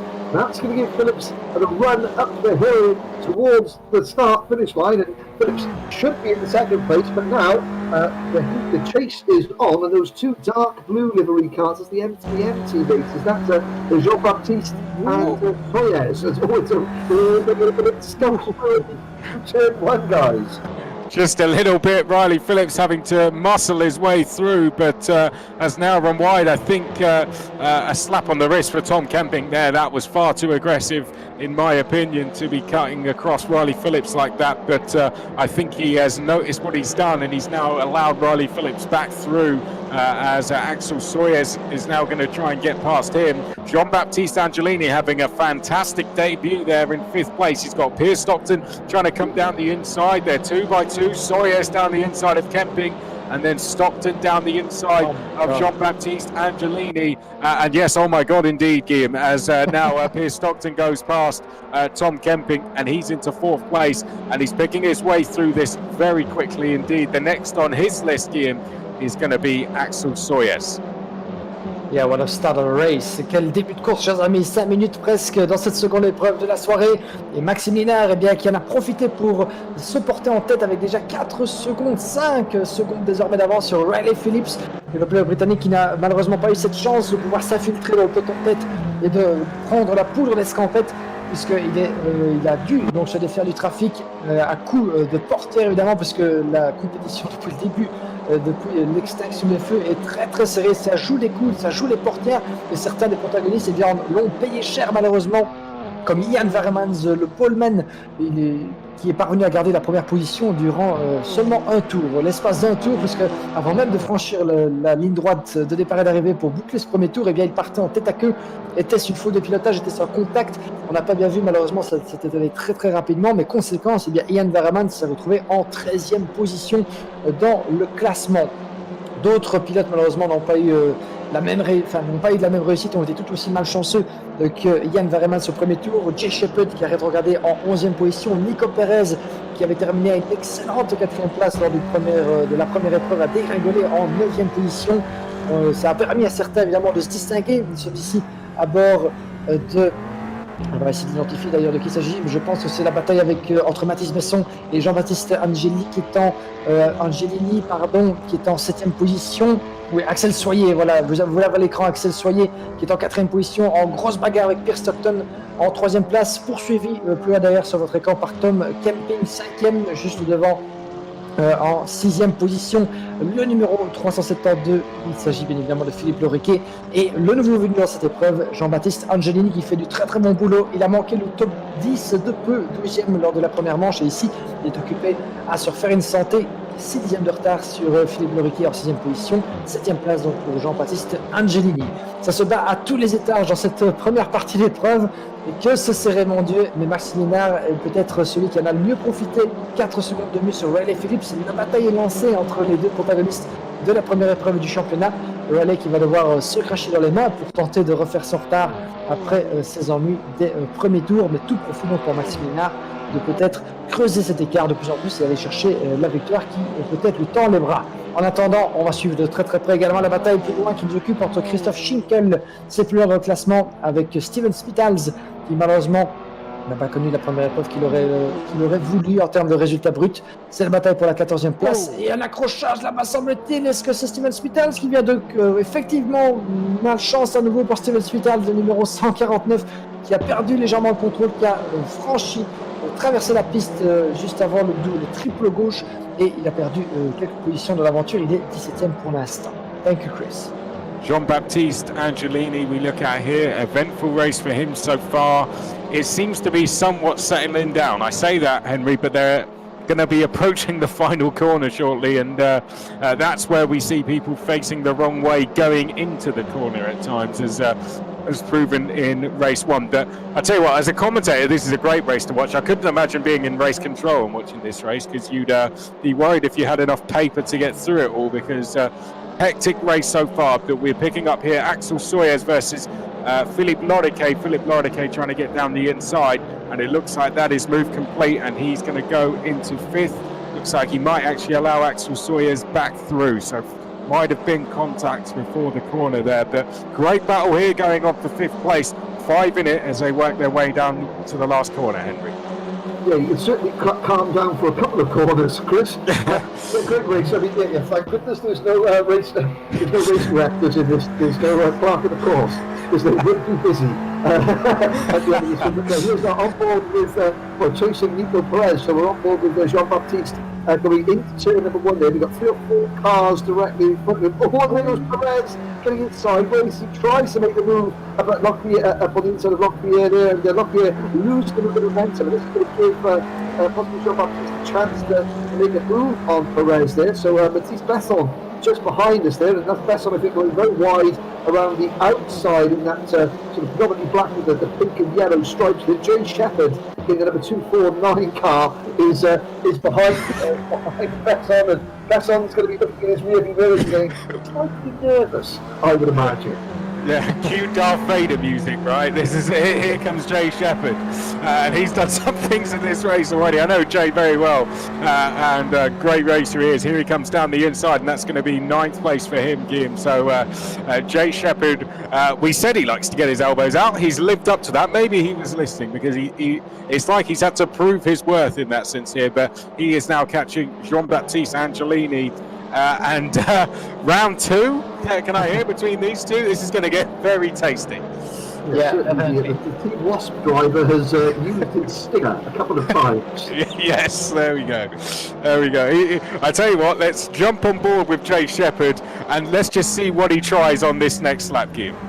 Yeah, and that's not good news at all for Jean-Baptiste Angelini, as you can see, because he's being blocked at the same time by Philippe Loriquet in 7th place. Jean-Baptiste seems to be faster than Philippe at the moment, but that's good opportunity as well for Jay Shepherd, as you guys said. And we're on board with the British driver, as he might want to try something on the inside of the triple left, the first part of this beautiful Ledenon track. He's not going through yet, but maybe down on the braking zone of corner number 5, we shall see what's going to happen, but around the outside maybe from Jay Shepherd. But there's so many cars actually in the same picture trying to get in front of one another, and you can see Jean-Baptiste going through, and he goes through actually Philippe Loriquet, who's not able to, he's going out as well. Oh, that's got a big mistake from Loriquet, and he came close. That was close. Oh my god. Oh, we just saw that on the corner of the picture over there, and oh my god, we almost had a disaster once again. And Jay Shepherd, who had so much bad luck through the championship so far, as you said, Chris, he's out there, fighting for position, but sometimes it just doesn't go his way. Once again, this time around, he was lucky not to get caught. I tell you what, that was almost Philippe Loriquet, Henry, going, I don't want to be in his way anymore. Like, go through. I will quite literally move out of your way and let you go after Jean-Baptiste Angelini. Well, sometimes discretion is the better part of valour, and he lives to fight another day. And you said that the driver was spinning off there, unfortunately. Speaking of spinning, is that Merriman's again? Yes. It's Merriman's. I was going to say, he had made his way back up the 12th, but the pole man is going to be bitterly disappointed at the end of this one. So having whether it was he threw it away himself or whether he was assisted in a couple of his off-track excursions, he's going to be very, from pole position down to the tail end of the field now, down to 13th. But looking at we're not seeing the front runners, but I noticed that Leonard did have a 4.8 second lead over Riley Phillips. When Phillips eventually grabbed second place, the gap was 4.8 seconds, and Riley Phillips has now whittled that down to about 3.2. So 17 and 3/4 minutes to go, guys. What do you think? Do you think that Phillips has got the pace to catch Leonard, or is Leonard controlling things at the front? Well, he did it in the first race, didn't he? He did do it in the first. It was a smaller gap, but he did do it. And Leonard, your mind can play games with racing, and that 3-second gap will look a lot smaller in his mind. The fact that it's come down as much as it has, and even just from doing a little bit of sim racing myself, you know how it feels when that gap, or you'll know yourself, Henry, from when we used to do karting, when you look over your shoulder and the cart is getting bigger behind you, you start to get very nervous indeed. And Leonard, as experienced as he is, that could be the case. Here's Ian Berryman's disappointing race for him so far, but he's fighting in there, fighting for good points, and he's outperforming his championship position here so far today. He'll walk away from this very happy, I'm sure. But Philippe Loriquet just behind, trying to get through. But very shortly, I think we're going to have a great battle going on for 7th place, potentially for the lead as well, Guillaume. We're just about halfway through, so we'll hand over to you for a quick update in French before the second half of the race. Thank you, dear Chris. Maxime Linard en tête, chers amis, alors que nous approchons de la mi-course dans cette deuxième épreuve de la soirée sur le magnifique circuit de Ledenon. C'est Round 4 du Virtual Fun Cup Winter Series. Et Maxime Linard occupé va nous faire une démonstration dans cette première partie d'épreuve. 3 secondes d'avance sur Riley Phillips. Jay Shepherd sur votre écran en 8e position à la poursuite l'une des révélations de cette soirée pour sa première participation dans ce championnat virtuel hivernal. C'est Jean-Baptiste Angelini, le pilote M3M. en 7e position. Il avait frôlé le top 10 de peu, 12e lors de la première manche. Le voilà ici qui se tape, pourquoi pas, pour une place dans le top 6 potentiellement, même s'il accuse pour l'instant 2 secondes 6 de retard sur Nico Pérez, occupé également sur faire une santé Nico Pérez après ses ennuis de la première épreuve, et surtout son tête à queue précédemment lors de l'entame de cette deuxième épreuve. Et pour l'instant, Maxime Linard, l'un des protagonistes du championnat, vainqueur de la série européenne il y a quelques mois de cela en 2020, occupé à creuser l'écart 3 secondes 4 sur Riley Phillips. On se posait la question il y a quelques instants, est-ce que Riley a toujours la vitesse nécessaire pour aller chercher Maxime Linard dans les 15 minutes qui nous séparent du drapeau damier? Il nous a fait le coup lors de la première manche. Peut-il rééditer pareille performance ici? C'est la question donc sur toute la lèvre ici dans cette deuxième partie de l'épreuve qui va débuter d'ici quelques instants. On est à bord ici, le plus loin de Jay Shepherd, toujours à la poursuite de Jean-Baptiste Angelini. 3e position pour Pierre Stockton, comme lors de la première épreuve britannique, qui est sur sa planète, 1 seconde 5 toutefois sur Tom Camping, c'est à la fois beaucoup et très très peu, alors qu'il reste un peu moins de 15 minutes jusqu'au terme de cette deuxième épreuve. Axel Soyer est 5e, Nico Pérez 6e. Je vais laisser le soin à Chris McCarthy de vous faire un rundown du classement général à 15 minutes, un peu moins du drapeau damier. Thank you, Chris. Let's do a quick rundown then of the full order. So Max Leonard, let's check in with him. 3.2, he seems to have stabilised the gap over second, which is Riley Phillips, who we'll go to now, chasing him down. This Leonard would bring the gap in the championship back to what it was. Stockton would fall down into third place and further back, but still he would be in third with this result. However, he is being chased down by Tom Kemping, who is doing what he did a little bit earlier when he first joined us at Paul Ricard and fighting for a podium. Axel Sawyers is 5th. Good run for him so far this evening. Axel Sawyers doing very well. 7th in the championship coming into this. He should only move up after today. Nico Perez is then in 6th place. He's had a solid round so far. Jean-Baptiste Angelini has Jay Shepherd chasing him down in 8th place. Jay Shepherd with a mistake somewhere. That gap has doubled in the last half a lap. Gerald Richard is then in 9th place. Then we have Matisse Besson sitting in 10th place. 2 drivers doing very well so far today, as is Richard Johnson, living up to his name. 11th place for him so far. Ian Berrimans sadly spun from pole, but still has a chance at a top 10. Philippe Loriquet is 13th place. Christoph Schinkel 14th. Rounding out the top 15 is then Eric Steinlein. 7 seconds back, Pierre-Andre Guillaume, but he's coming under pressure. He's had a very good round so far. Patrice Fiorentino, though, trying to chase him down, doing a good job of that at the moment. Then we have Stephen Spittles in 18th place. Xavier Ville, sadly, all the way down in 19th place. And that is your lot so far in this race. Just under 13 minutes to go. Our main focus seems to have been this battle for 7th place. And Henry is almost won, as we all want Jay Shepherd almost to catch Jean-Baptiste Angelini, just to see what happens when they meet each other again. Ding ding round 2, I think is well, if nothing else, I mean, Jean-Baptiste Angelini will be looking in his mirrors as he's negotiating this Circuit De Ledenon layout, and you'll see that sort of the Union flag livery on the headlamps of the 249 car of Jay Shepherd, and you know, like the old cartoons where they turn around and there's a panic where the eyeballs go really big. It's like it's going to either do two things. What are two things, Angelini? It's going to make him concentrate very, very much, get his lines right, and put some really quick laps in, or it's going to unnerve him and he's going to start making mistakes. You see it all the time in racing, and we've all, both Guillaume, Chris, myself, we've all seen it in kart racing and in car racing, that, you know, when a driver is being chased down, he can either react he or she can either react one of two ways. He knuckles down and goes quicker, or the mistakes start coming in, and then it is going to be game on round 2 for 7th and 8th places. But the gap now less than 3 seconds. Oh, there's a move, there's a lunge. That was a mirror signal almost manoeuvre for Ian Berrimans on Richard Johnson, but not quite. I think maybe Berrimans, I mean, Johnson's car is a nice asphalt-coloured grey. Maybe he didn't see it and just thought he was a bit of moving tarmac. But he backed out of it. So yeah, you can see Johnson now running a little bit wide from turn 1. Is Berriman's going to have a little lunge at the inside? Not quite, but he's setting it up possibly for a run down the hill towards the virage onto turn 5, gentlemen. Richard Johnson was trying to go around the outside of Besson, but the gap has opened up. Oh no, they're not going to go three-way, are they? Ian Veremans, don't do it, mate. Don't do it. It's not going to work. He's going to go for it anyway, and somehow they've all come out of it. Well, Ian Veremans went past Richard Johnson. That was the only change that happened, but I don't know how they all made it through. And Matisse Besson hangs on to 10th place. Oh no, Ian Veremans has been spun round. Innocent victim there. Richard Johnson has turned him round and said goodbye, mate, and he's off. So Richard Johnson, Ian Veremans, nothing he could do there. What a shame, because for a few corners that was fantastic racing, Guillaume.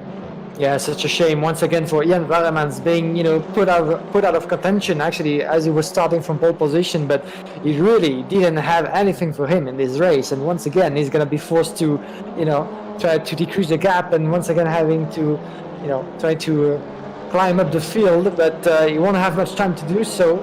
Less than 10 minutes before the checkered flag. He's down in 15th place at the moment. But such a shame indeed for Ian Veremans wearing such a lovely livery. About this, Henry, you mentioned this about liveries. As you can see, they're quite diverse, and we have all sorts of colors and shapes and IDs, and some of them being actually, I don't know if you knew this, but some of the liveries that we have, the Flower Power from Maxime Linnert, for instance, is actually taken from a real livery that we saw competing a few years back in the European Championship. So this is that the number 404 car of Schinkel, just making a pit stop. Christopher Schinkel going into the pits. That possibly a drive-through penalty for track limits. Perhaps it was good spot. Yep, Christoph Schinkel was into the pits. Shame for him, because he's had a great round tonight. Oh dear, there goes a move from Ian Veremans down the inside of Eric Steinlein. And I tell you what, I mean, he doesn't give up, does he, Henry? I mean, Ian Veremans, anytime he's been turned round, he's come back and made a move straight away. So you've got to hand it to him wherever he finishes tonight. He doesn't give up. No! Oh, no! And that was Steinlein. Not again. Just tapping him wide. Ian Veremans' cup of despair runneth over in this one. Have to say, and of course that's going to be so. I mean, he's fast, but so no luck. And I mean, what's the at the end of a kart race that we've seen? You get drivers coming back into Parc Ferme, and they go and accost their rival warmly by the throat. I'm not quite sure. Does he, you can't smash the TV screen up in one of these things, because you can't do that for the season. But I mean, certainly he is not going to be a happy camper when the checkered flag falls at this one, you have to say. But here's another battle, and let's hope, guys, that we have a good clean battle. Well, you can't throw your front nose cone at anyone in the virtual world. No, but you can send a disgruntled message over any social media platform you like, and then unfriend them. That's an even bigger statement. Okay. You're not going to just kick the cat out the back door and push the garden afterwards. No. I tell you what, while we've been distracted with all of this, the gap is coming down further, isn't it? Between our top two here, it's down to 2.7 seconds. So 2 seconds have been taken away from it in, I don't know when you first started noticing that, Henry, but I'd say that's got to be in about 10 to 15 minutes. We have 7 minutes left, so who knows? Guys, the first race ran to 18 laps. I think it was about 18 laps the first race, so around 5 laps to go. And Lienert is doing a superb job of holding Riley Phillips off. Phillips is gaining, but very, very small increments. He is indeed. Let's pick up the Sawyers battle, shall we? There we go. Nico Perez catching Axel Sawyers here. This is your battle for 5th place, Guillaume, as we jump on board with Nico Perez. Indeed. On est à bord ici de Nico Perez. Grosse bataille pour la 5e position. Axel Sawyers juste devant lui, séparé d'ici quelques instants. On va le voir sur la gauche de votre écran. Magnifique bagarre. Voilà, 4 dixièmes de seconde dans l'enchaînement des triples gauches de ce circuit de Ledenon, le premier secteur de ce tracé de 3 km. Et pour l'instant, Nico Perez, qui n'a pas été les plus chanceux dans cette double confrontation de Ledenon, qui tente de se refaire une santé dans les derniers instants, un peu plus de 6 minutes avant le drapeau damier. Celui-ci dans l'épingle à cheveux du pont, le virage numéro 5 en dévers avant d'attaquer la remontée vers l'enchaînement du virage de la Carrera. C'est peut-être une autre opportunité, peut-être pour Nico Pérez de plonger à la corde de son adversaire, mais accentué qu'il n'entend pas de cette oreille et qui élargit la trajectoire pour pouvoir profiter d'une bonne sortie, fermer tous les angles. Et on l'a dit, dépasser sur ce circuit de Ledenon n'a rien d'une chose aisée. Et comme vous le voyez, eh bien, pour l'instant, Nico Pérez est en train d'en faire la meilleure expérience. Il tente de se placer, tente de mettre la pression sur Axel Soyer. C'est la bonne chose à faire quand évidemment, on ne peut pas trouver la bonne ouverture pour franchir l'obstacle. Alors que nous sommes entrés, on va entrer progressivement dans les 5 dernières minutes de cette seconde épreuve de la soirée. Maxime Linard est toujours en tête largement avec 3 secondes d'avance sur Riley Phillips, même si l'écart tend à diminuer entre les deux leaders de l'épreuve. 2 secondes 9 désormais. Il était de plus de 5 secondes cet écart lors de la première partie d'épreuve, les premières 10 minutes. Il est en train de se dégrossir légèrement, il est en train de tour après tour diminuer cet écart. 2 secondes 9 pour l'instant entre Maxime Linard et Riley Phillips après 15 tours de bouclé. Pierre Stockton en 3e position sur un nuage. Pierre Stockton 3e de la première épreuve, 3e pour l'instant, avec 2 secondes de mieux sur Tom Kemping. Et puis nous avons nos 2 protagonistes à l'écran, Axel Soyer et Nico Pérez. Très très belle bagarre là-bas entre ces deux-là pour la 5e position, 6 dixièmes qui les séparent. Dans le reste du classement, brièvement dans le top 10, Jean-Baptiste Angelini, l'une des révélations, la grosse surprise sans doute de cette épreuve de Ledenon, sa première participation dans ce championnat virtuel et une 7e place qui lui tord les bras, mais il va falloir pour ça résister aux assauts de Jay Shepherd qui n'a que 2 dixièmes de retard, 4 dixièmes maintenant sur lui en 8e position. Nous avons ensuite Gérald Richard 9e et Mathis Besson qui ferme le top 10 provisoire à un peu plus de 4 minutes du drapeau damier. Voilà votre leader, le numéro 50, Maxime Linard à votre écran. 2 secondes 5 d'avance sur Riley Phillips sur la gauche de votre écran. C'est très très serré là-bas en 4 minutes. Est-ce que Riley Phillips va pouvoir, comme il l'a fait lors de la première épreuve, aller chercher son adversaire, son plus proche rival pour le titre? Réponse d'ici 4 minutes et des poussières, ça va être très très serré, mais pour l'instant Riley Phillips semble être sur un bon rythme. Maxime Linard évidemment a l'intelligence de la course en lui, il va tout faire pour protéger son dû, ce qui pourrait être sa 4e victoire dans la compétition. Ils s'en sont à 3 victoires chacun pour l'instant, Maxime Linard et Riley Phillips, avec un 4e succès qui tend les bras peut-être à Maxime, mais pour ça il faudra résister au retour potentiel de Riley juste derrière lui, alors que nous avons toujours la bagarre qui fait rage entre Axel Soyer et Nico Pérez. C'est pour la 5e place, alors que les deux vont franchir la ligne droite de départ et d'arrivée. Il reste un peu plus de 3 minutes avant le drapeau qui conclura cette 2e épreuve de la soirée. Nous sommes à bord de Axel Soyer. Nico Pérez va-t-il pouvoir passer devant Axel par l'extérieur du virage, du premier virage de triple gauche, comme Riley Phillips l'a fait à Maxime Linard lors de la première épreuve, mais ça ne passe pas encore pour Nico Pérez qui doit pour l'instant rester derrière son adversaire. Thank you, Chris. Nico Perez signaling to Axel Sawyers there that he wants to work with him. Let's check in after this with Tom. We keep an eye on that 3rd place battle because Tom Kemping, if we have one brief look at it before we come back to this, Tom Kemping is closing that gap down. There's a look at it. We'll come back to it in just a second. Let's flick back to our battle for 5th place though between Axel Sawyers and Nico Perez. Nico Perez, Henry looks to try and be lining up a move now. He's been pushing him for a while, but there's only probably 2 more laps for him to now make this move. So you'd say he's going to have to make it very soon. Yeah, it's coming across the start-finish line there. So Perez was literally tucked right underneath the rear spoiler of Axel Sawyers' car, coming up the hill now towards turn number 6. He's going to try the outside line coming into the corner. He's going to try and cut underneath him coming into the second apex at turn 7 at the Virage de Cormiel. There he goes at the inside. Now, Sawyers runs a little bit wide on the exit. That's going to affect his straight line speed down the hill. Good racing. This is what we wanted to see. We've got some great racing at the front. We've been laughing and joking a bit about the somewhat hectic racing in the middle of the pack, but the midfielders showing that they can race very, very skillfully and close together as well without, shall we say, swapping pace. Well, here's Tom Kemping. He's trying to chase down Piers Stockton. This is another that we have to keep an eye on. So this is our battle for 3rd, and Piers Stockton will be starting to feel very nervous. We're on the penultimate lap of the race. Leonard is leading by just over 2 seconds, or just under 2.5, shall I say, from Riley Phillips. But we've got a battle for 3rd potentially developing. We've certainly have the battle for 5th on, with Nico Perez trying to get past on Axel Soyez. It carries a 2 points difference with it, so it's worth fighting for. Then we have that battle for 10th place between Mathis Besson.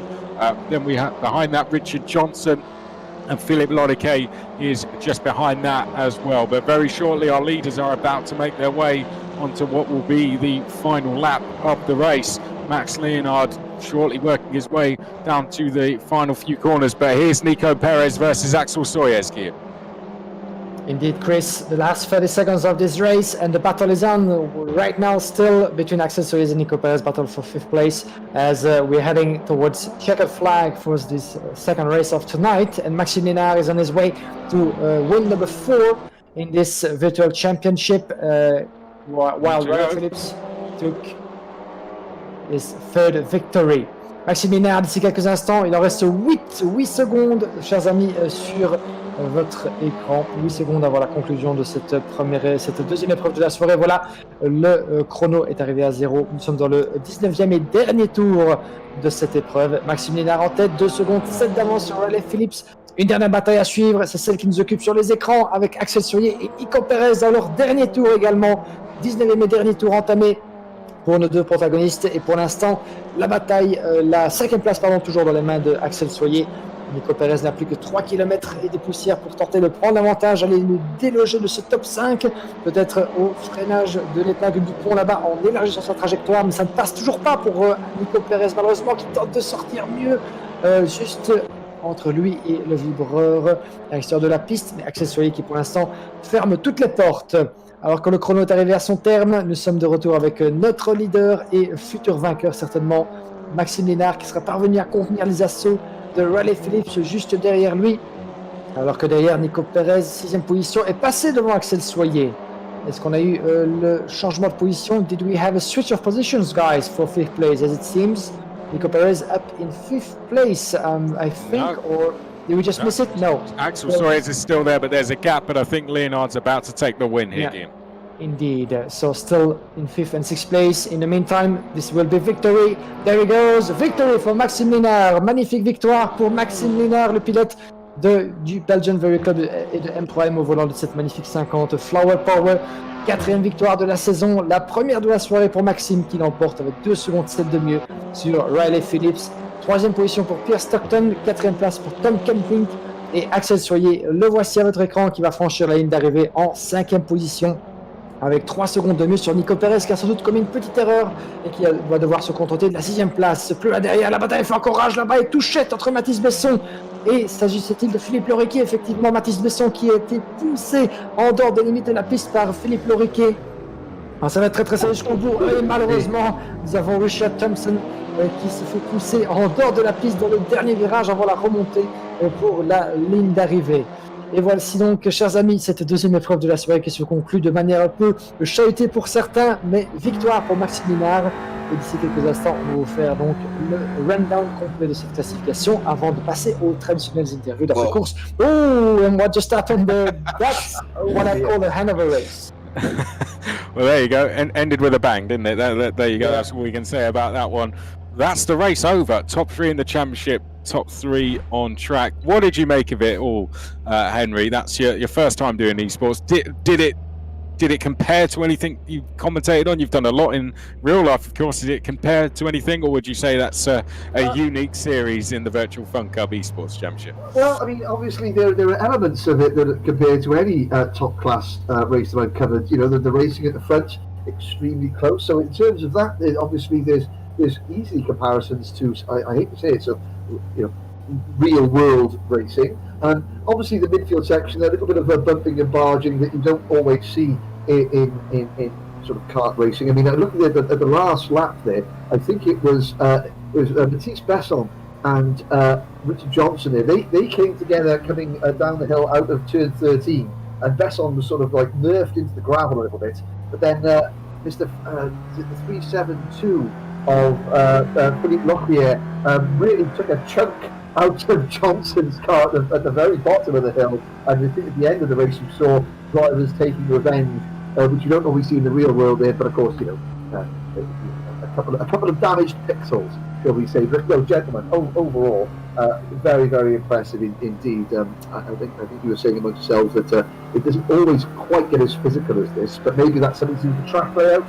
Last year in the European Championships here, last year there was an awful lot of bumping and barging, so maybe that's something to do with the track. But no, thoroughly enjoyable. Some very, very talented drivers. I think Chris, we're gonna hear from a couple of them very shortly.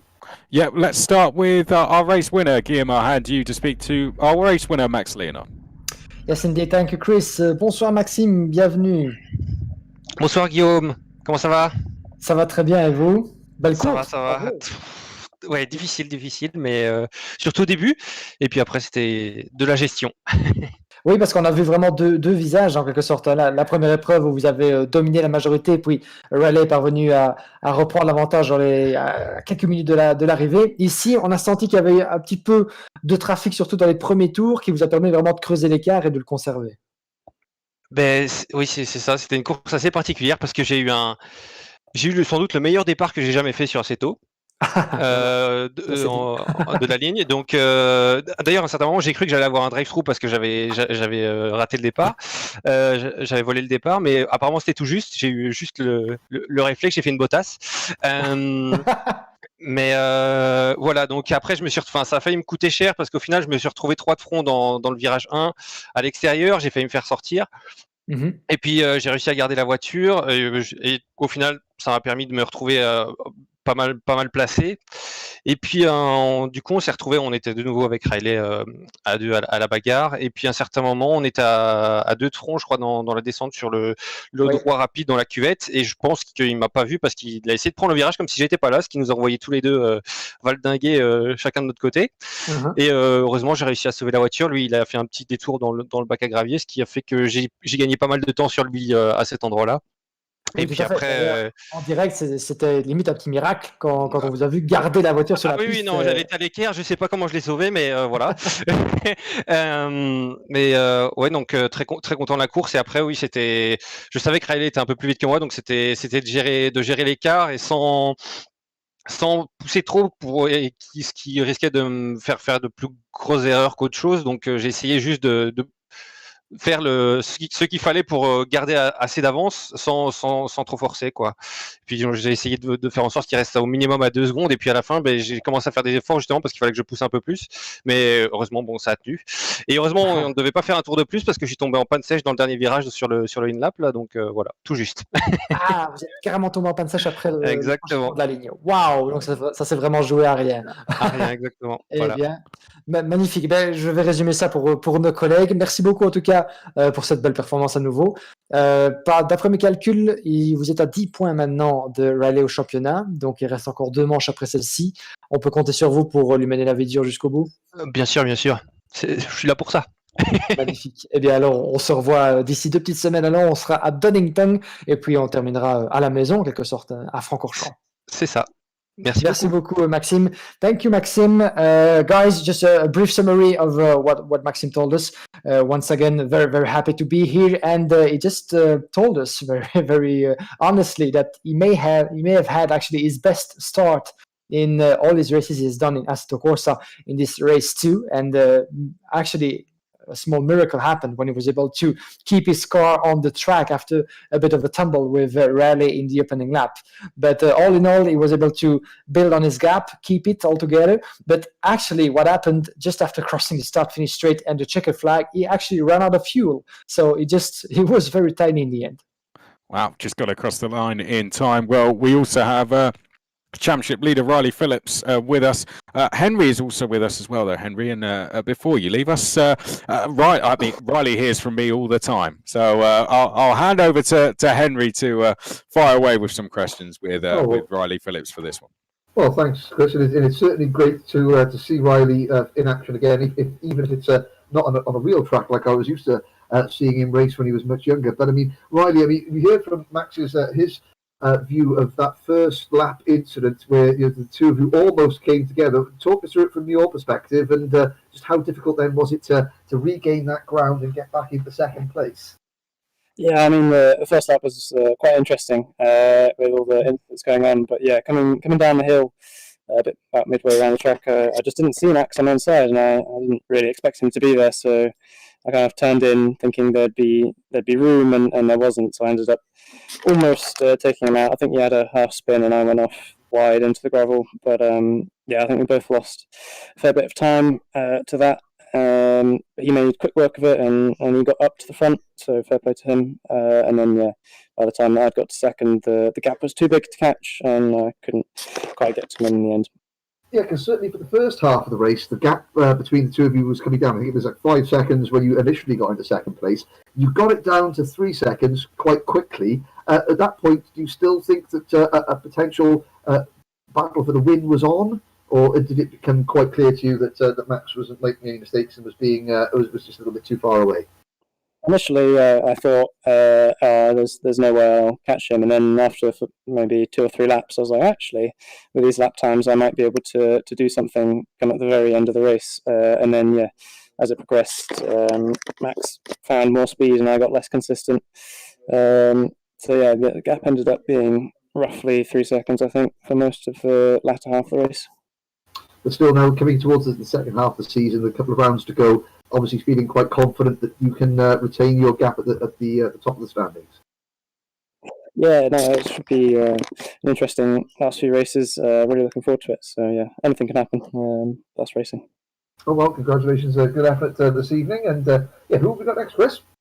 Well, thanks very much, Henry. Well done, Riley. We'll see you at the next round. We might be joined by Jean-Luc very shortly from Team M3M, but we'll start wrapping up just in case he can't. But Henry, thanks very much for joining us. You're going to have to come back and join us again. As I say that, we'll come back to that because Guillaume, Jean-Luc is with us in the commentary booth. Yes, indeed. Bonsoir, Jean-Luc. Bienvenue. Bonsoir. Merci de nous rejoindre. Voilà, une nouvelle épreuve qui se termine sur une bonne note pour Maxime et pour le team M3M de manière générale. Encore une belle bagarre avec Riley. Comment est-ce que vous avez vécu cette double épreuve, comme d'habitude très très serrée et très très chahutée ici à Ledenon, comme l'année passée? Je la vis comme d'habitude derrière mon écran. Ça commence à nous démanger un peu pour retourner sur les vraies pistes. On vous comprend. Mais c'est toujours aussi sympa. On a vraiment il y a eu à chaque départ, il y a eu quand même des petites embrouilles au milieu du peloton avec des conséquences où les uns et les autres se sont un petit peu frictionnés. Devant entre Riley et Max, ça reste vraiment fair play et on continue d'avoir pas trop d'accrochage parce qu'une fois qu'ils sont partis, ils n'ont plus d'adversaires qui vont commencer à les ennuyer. Et entre eux, globalement, et là, ils se sont partagés une manche chacun et ils se sont évidemment apparemment bien amusés. Mais derrière, on sent que ça progresse un petit peu de plus en plus et les gars qui étaient un peu derrière auparavant commencent à remonter hiérarchie et sans vraiment se battre, mais on a des belles bagarres et notamment, je note la bagarre de fin de course de la deuxième manche entre Nico Pérez et Axel Soyer, qui était vraiment très très sympa pendant au moins une bonne demi-douzaine de tours. Absolument, et le niveau ne cesse d'augmenter, comme vous l'avez dit, et à tous les échelons du peloton. C'est ça qui fait plaisir, qui est très rafraîchissant. Non seulement le peloton se garnit toujours de pilotes, et ça on s'en félicite, mais le niveau effectivement va dans le même sens. Un petit mot peut-être sur Jean-Baptiste Angelini, nouveau venu dans la compétition, et qui nous a tous vraiment surpris avec une belle 7e place dans la deuxième épreuve. Oui, alors Jean-Baptiste, c'est pas un novice sur le sim racing. Hein. Il gère une association avec un de ses camarades, Mathieu, qui était pas présent ce soir, mais il travaille sur des projets qui sont assez intéressants, sur lesquels on va sûrement se greffer. Enfin, on va bientôt se rencontrer de façon réelle pour avancer sur des petites choses. Ils ont quelques idées de Sport Academy, mais Jean-Baptiste est un bon pilote de sim racing et il n'attend qu'une seule chose, c'est d'avoir l'occasion de pouvoir passer au réel. Et ils ont l'ambition, évidemment, à un moment donné ou à un autre, Jean-Baptiste et son collègue, son collègue est un kartman réputé, de venir dans une Fun Cup dans la réalité. Et c'est assez amusant parce que ça serait le chemin inverse de la majorité des pilotes qui roulent en général avec nous depuis le début de saison. Tout à fait. Eh bien, écoutez, c'est le moins qu'on leur souhaite. En tout cas, d'ici les prochaines semaines, vous nous tiendrez au courant évidemment de l'avancée de ce projet. En parlant du futur, on en a parlé en live durant l'épreuve, etc. Mais il se murmure donc une autre compétition pourrait voir le jour dans le courant de la saison. Bien oui, l'objectif c'est de proposer un championnat qui, en préambule de chacune des courses réelles, puisse se faire sur les mêmes circuits. Donc, de manière à proposer aux pilotes qui roulent en championnat de France dans le championnat organisé par Benoît Abdelatif, de leur proposer un entraînement virtuel sur la piste qu'ils rencontreront une semaine plus tard. Donc, forcément, ce championnat ressemblerait au vrai championnat français. Il serait calqué sur son calendrier une semaine avant chaque course. Ah bien écoutez, magnifique en tout cas, en théorie en tout cas, ça s'annonce très très intéressant. On espère que ça verra le jour. Vous nous tiendrez au courant évidemment, on en reparlera avec de plus amples détails dès qu'on en aura. Mais en tout cas, si c'est à l'occasion de voir le jour, on est impatient d'ores et déjà d'y être. Mais avant cela, on a encore 2 autres épreuves qui nous attendent à Donington et surtout à Spa-Francorchamps. Vos pilotes surtout, mon cher Jean-Luc, seront un peu comme à la maison pour l'épreuve de conclusion. Oui, ben Spa, c'est un endroit où, de toute façon, mon team M3M, quand on n'y est pas en course, on y est en incentive. Donc, on y vit au moins 2 jours par mois sur place à Spa. Et puis c'est un endroit qu'on affectionne particulièrement, tout comme tous les pilotes d'ailleurs, puisque c'est quand même réputé être le plus beau circuit du monde. Et je crois qu'on n'est pas loin de la vérité. Absolument. Très bien. Merci beaucoup en tout cas, Jean-Luc, pour Merci à tous. vos réactions. Merci beaucoup d'avoir été parmi nous et on se revoit d'ici 2 petites semaines et on espère avec de plus amples nouvelles à vous apporter pour la suite de vos projets. Merci beaucoup Jean-Luc et bonne fin de soirée. Merci, avec plaisir. Bonne soirée. Merci. Thank you Jean-Luc. Thank you Chris. Thank you very much. Well, Henry, thank you very much for joining us this evening on behalf of everyone. It's been great fun to commentate with you again.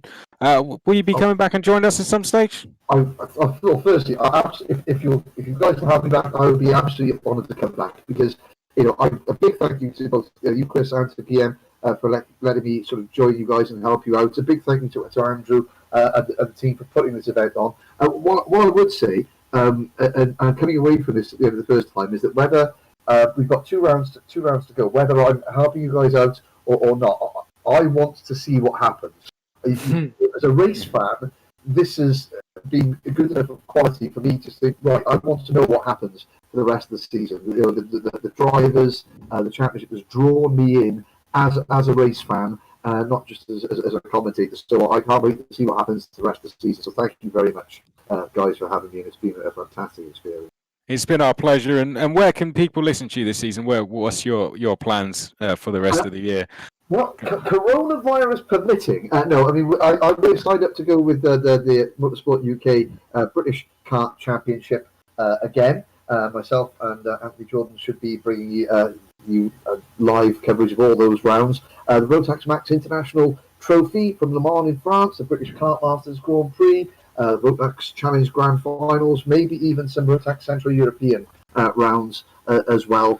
So I'll be keeping busy in and around the kart tracks around the UK and in Europe this year, and this is a fantastic new experience for me. It's opened my eyes to a whole new world of motorsport and commentary. It's been fantastic. It really genuinely has. Well, I'm sure we both love to have you back. And when can you next see us? But it's going to be on the 21st of February from Donington Park. Guillaume, very quickly, points for the top 3 as they stand. Yes, indeed. After this round 4 here in Ledenon, we have still Riley Phillips ahead of the pack at 527 points. 10 points down is Maxime Leonard, our winner in this round 2. So 517 for Max. And then we have Pierre Stockton at 503. So basically, the top 3 is within 24 points, 2 rounds from the end. It's still 4 races to go. 2 by 2, of course. A lot of points to collect, but the battle for the win is tighter than ever. It is indeed. 21st of February is the next of 2 rounds where we'll decide. We'll get closer to deciding our champion. Thank you very much for tuning in this evening. As ever, stay safe. For now, it's goodbye.